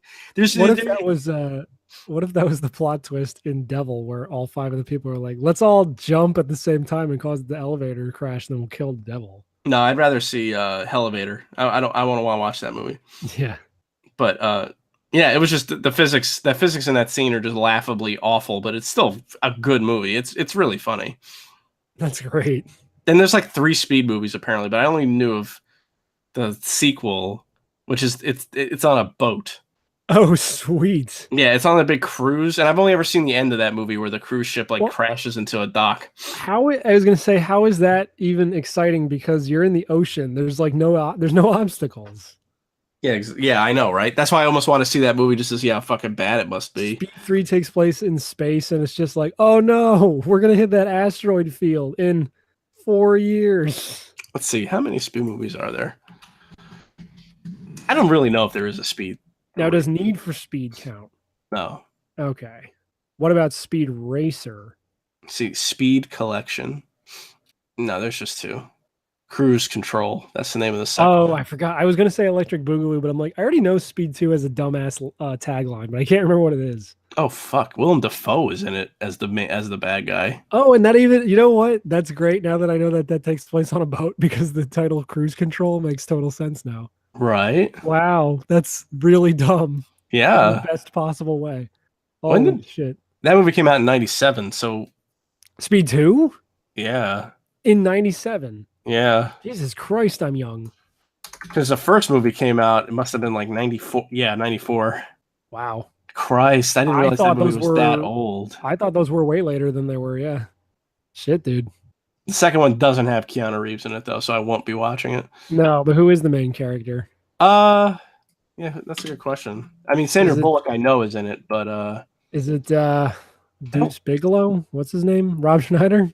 No, fuck. In a serious action star acting role? Jason Patrick.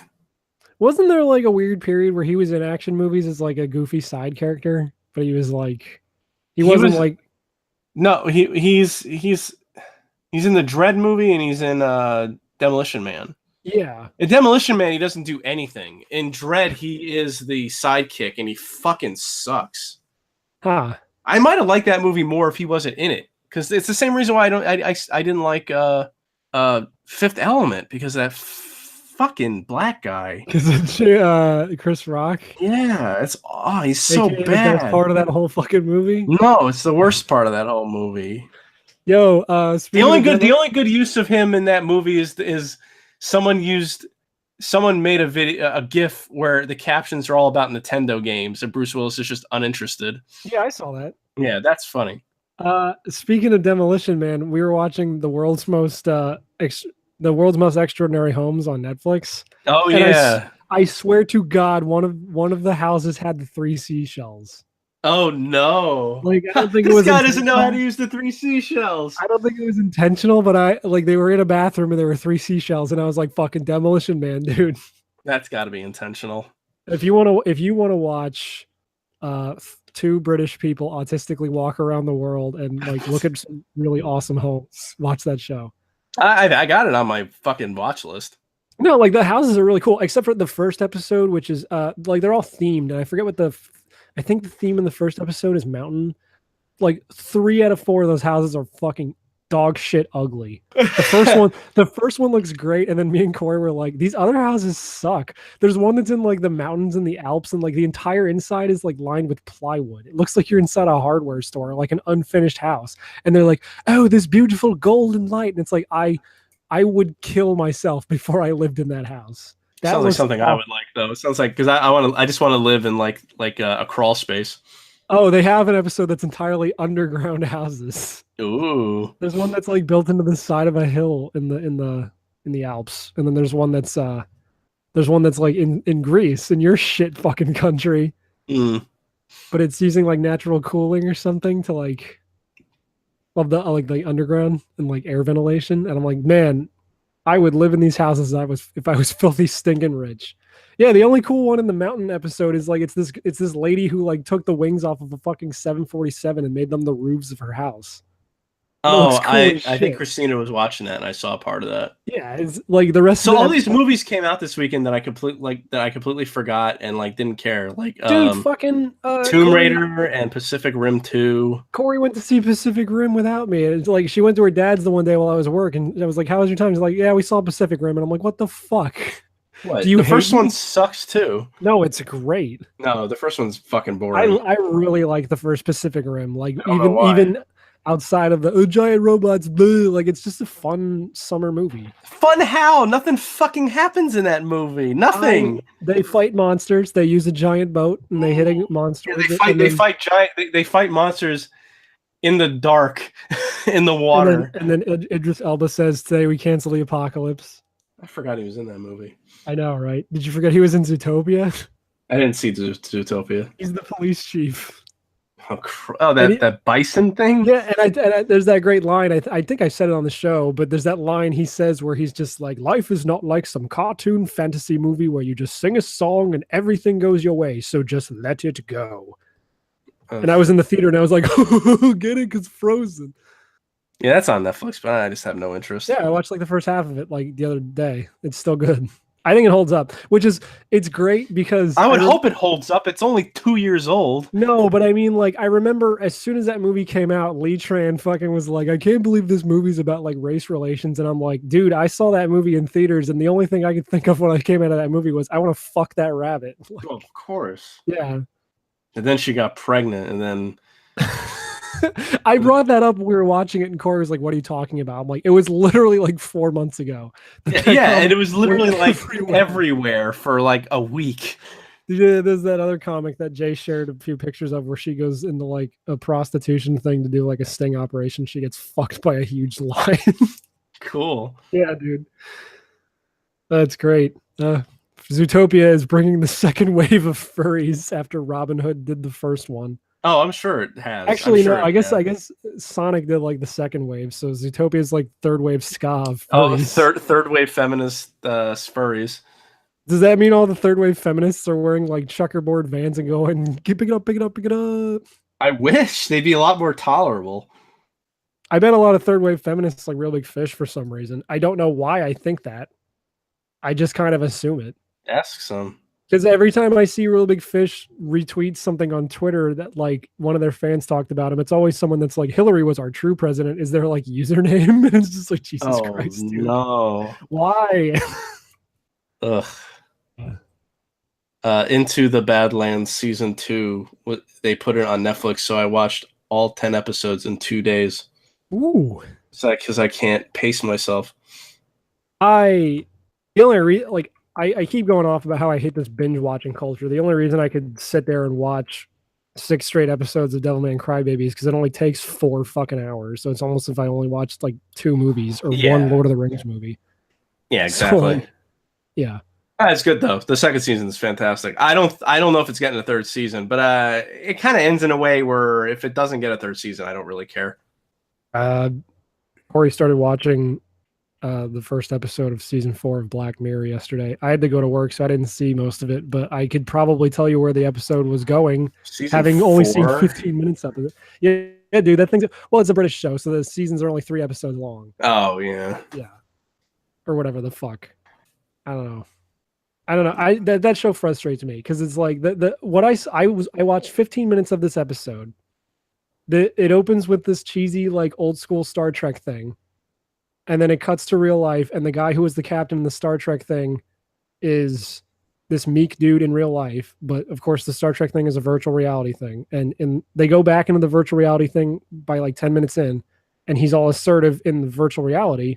And all the people on his fleet are basically the people that he works with that boss him around, except he gets to boss them around in virtual reality. And it's like, That's man, literally I wonder where this is going. That is literally an episode of Star Trek. I believe you.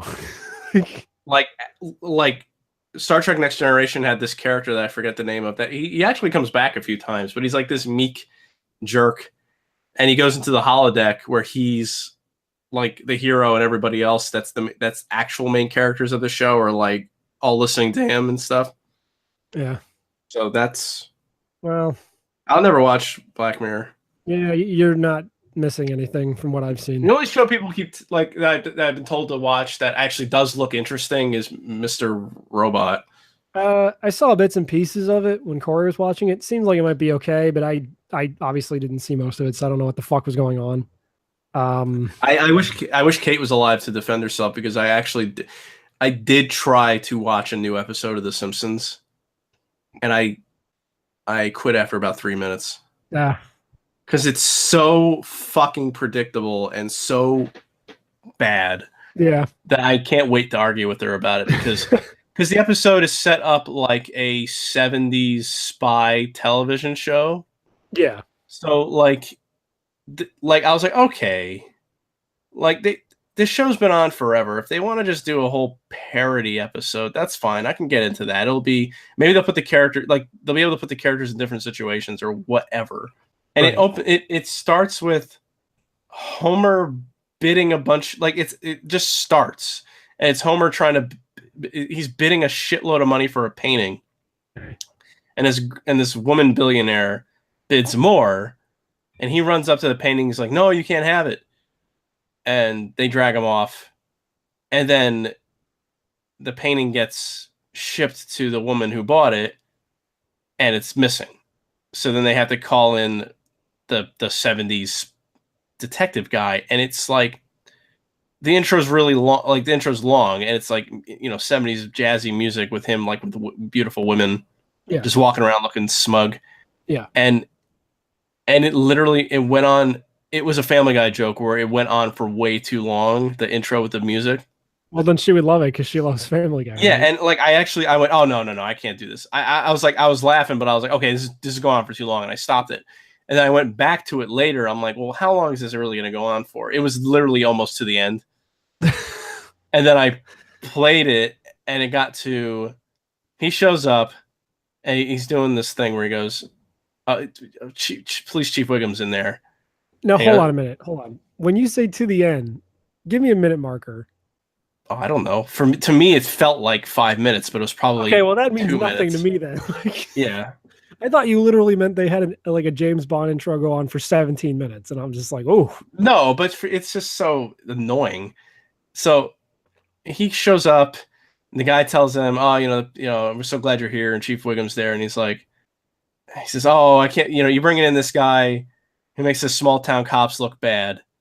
And he says something where he's like, "Oh, I'm sure you'll figure it out." Like he does some pause, and he's like, "See, he's doing that thing where he pauses to make me look stupid. Watch, I can do it." Long pause. I'm like, "Fuck off." I was like, he's gonna say something. Like, he's gonna do the pause, and he's gonna fuck it up by saying something stupid. And then he did. And I said, okay, if I can see a joke coming, then it's not funny to me, and I'm not gonna watch it.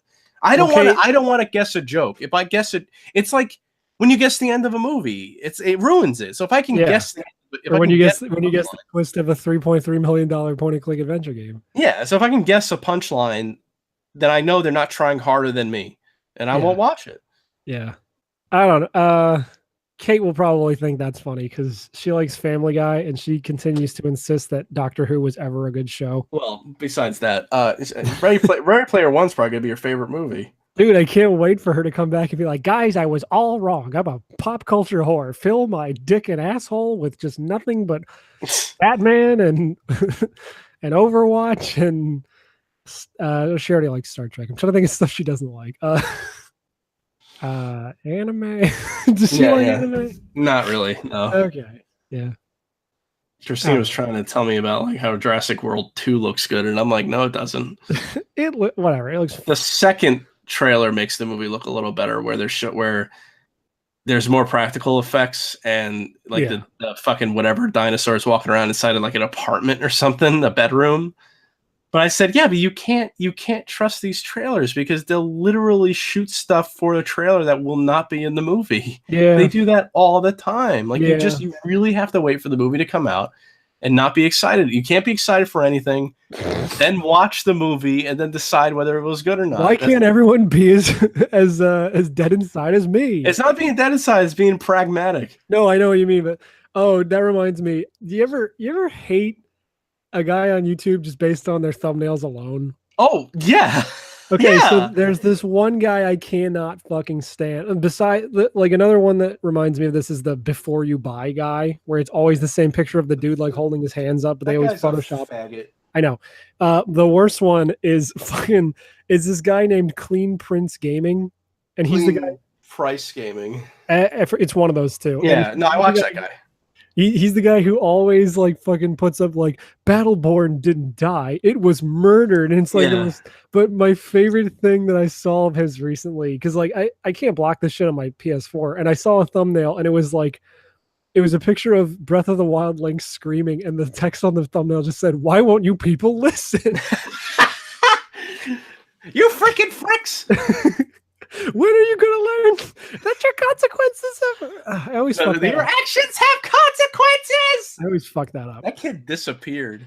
Yeah, no shit, dude. I think he got 'Cause he hit killed. puberty and like he immediately came to the realization as to what was gonna happen to him. Can you imagine like he had his first nut and it like cleared, it cleared his mind and he was like, "Oh my god!" And Oh like my his God. voice immediately dropped too. And he's like, I "Oh have my to god, go into what am I hiding right doing?" now. He's gonna reemerge in like 5-6 fucking years, and then like someone is gonna discover someday, like, yo, that kid that's on that fucking sitcom, that was the frickin' Fricks kid. Oh man. Pretty sure I know I do watch Clean Price Gaming, but I think I might be getting him mixed up with another guy. Apparently he did some really Oh good no, I like watched this guy. apparently he did some really good like GameStop testimonials. That's how I found out about him. Yeah, but I mean that seems like maybe the only thing that'd be worth watching. Everything else about his stuff just seems so clickbaity. And I'm sorry, he looks like he has a child's face but with a goatee on like a Yeah. grown man's body. No, he does. I pretty much watch every video he puts out, and I like his because he's just talking about like the rise and fall. Oh, there's another guy who does the same kind of stuff, but he just talks about like the other video he did that was good was about the new Star Trek game. No, sorry, Star Wars, the Battlefront. What He just about talks about he basically just talks about like here's a game that probably should have been good, but it was shit for these reasons, and people are mad. It's I basically don't just know. I it's think he's just got a news. punchable face, and I can't stand him based on his thumbnails alone. all right, fine. The thumbnails I don't like are the ones that have some guy with his fucking mouth agape. Well, that's literally everything. I know, that's why I don't watch a lot of stuff. And the title is always a question. The title Is is the it question. worth it? Their mouth is agape. There's always a circle and an arrow pointing to whatever is in the circle.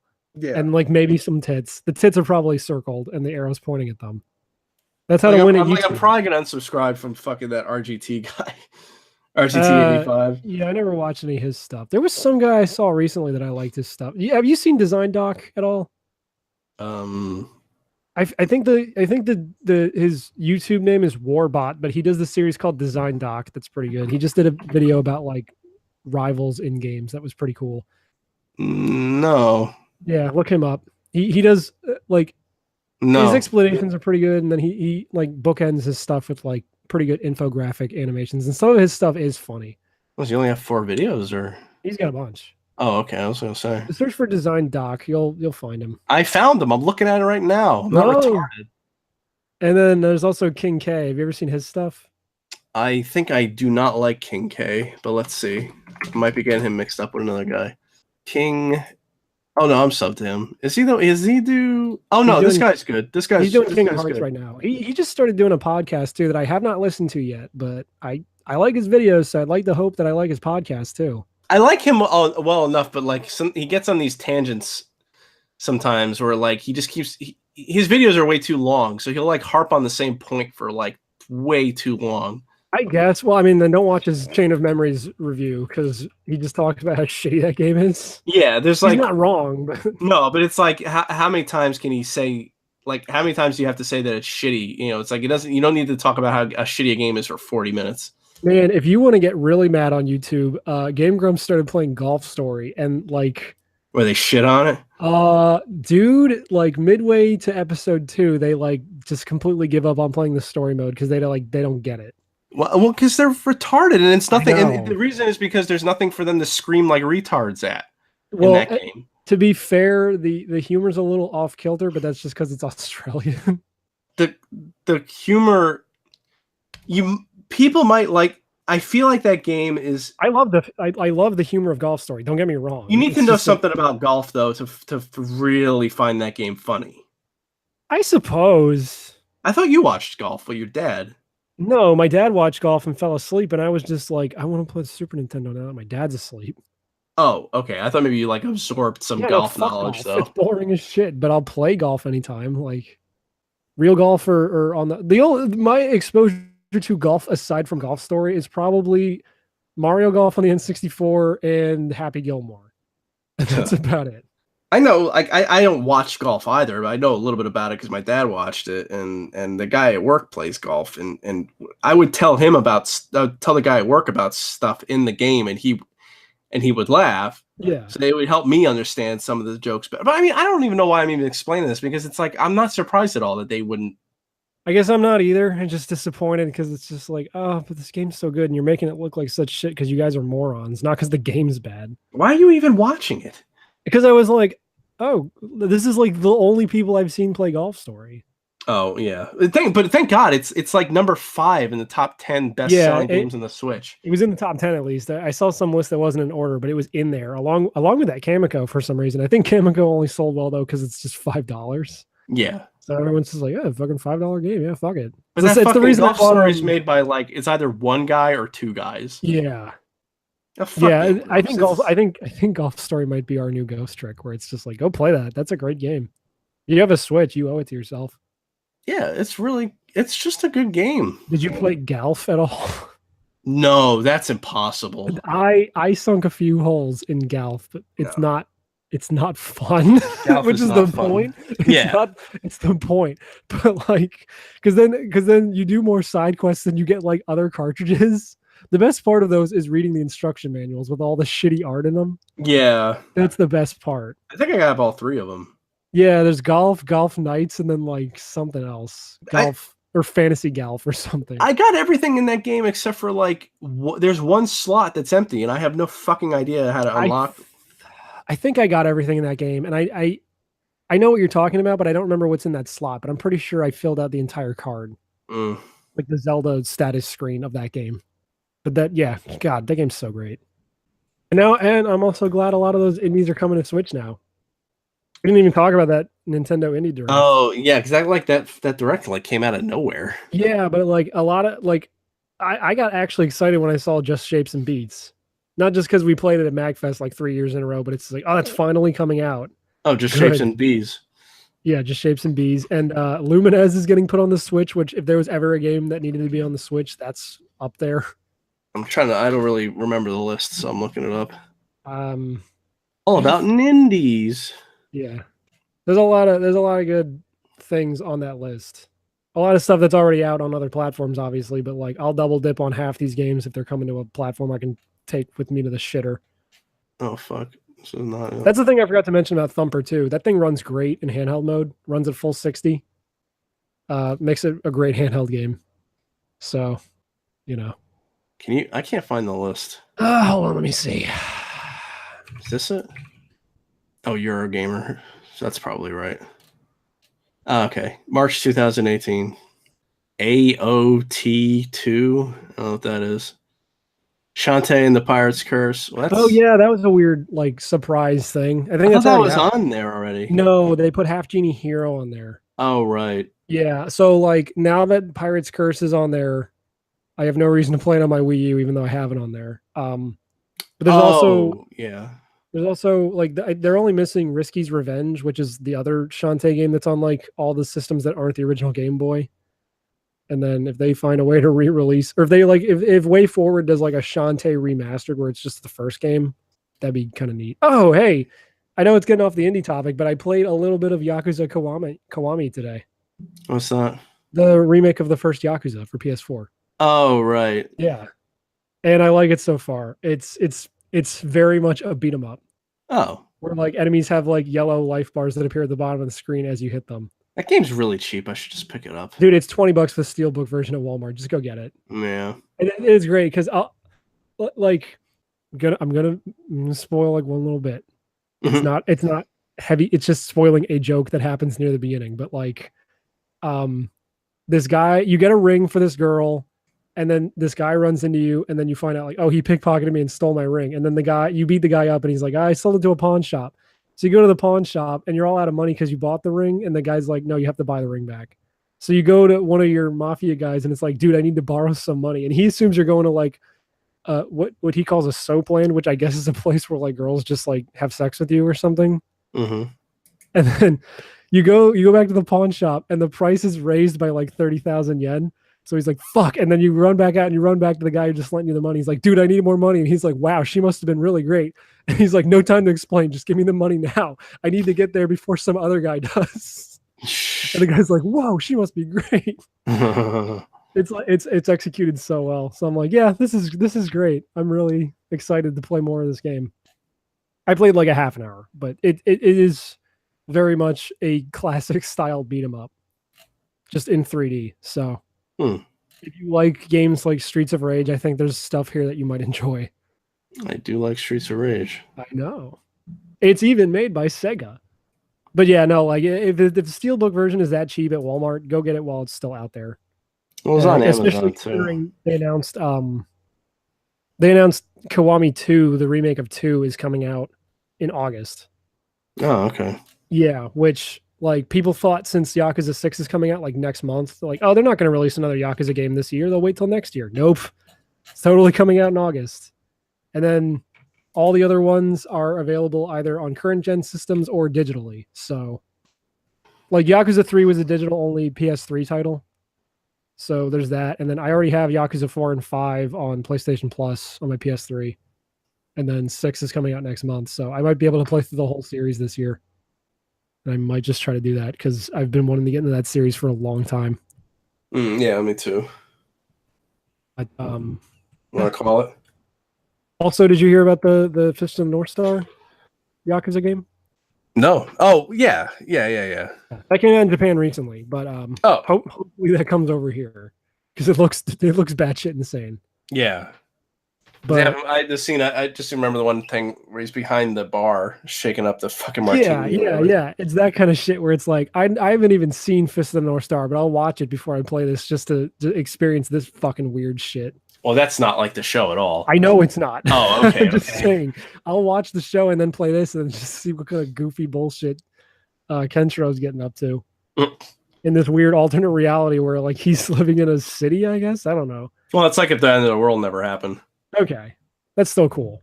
But that's like a match made in heaven for you, where it's like this series that you'll probably already like mixed with fucking Fist of the North Star. It's like a match made in heaven. Yeah. But yeah, I think we can call it. Yeah. So if you enjoyed this, go to randomassaultpodcast.com. That's where you can find everything. Links to our SoundCloud. There's the youtube.com/randomassaultpodcast. I think if you watch the Let's Plays on there, they also link to our YouTube channel, but go give us a subscription on there. We're on iTunes. Go search Random Assault on iTunes. Random Assault Podcast on iTunes. You'll probably find it. Because I don't know. There's that thing where like sometimes you search for a podcast name on iTunes and like there's actually like albums and like TV shows with that same name. So you have to like filter it out, but what the fuck ever. Give us a review and a rating on there. I don't think we get a lot of those and it might help. And again, tell your friends if you like the show. Just let people know about the show. Because I don't know. Have listening parties. Crack open a cold Random Assault with the boys and just laugh and just jerk each other off while you listen to us around a fire as you chant evil words. Each person grabs the person's cock to their left. Yes. And with your right hand, you put it over your heart and you pledge What about allegiance. you Don't step all over my joke. And then you pledge allegiance to Random Assault Podcast. Yeah. No, but what about old two left hands Jimmy? Well, he's fucked. Oh no. Is he out of the circle? He has to stand in the corner and cry. he's the cuck of the show. Yeah. He gets to watch everyone else get jerked off while he sits and cries. Yeah, well, everything has to have a cuck. That is true. I guess if we extrapolated on that long enough, that would start to make sense at some point down the line. Yeah. Well, good night, everybody. Good night.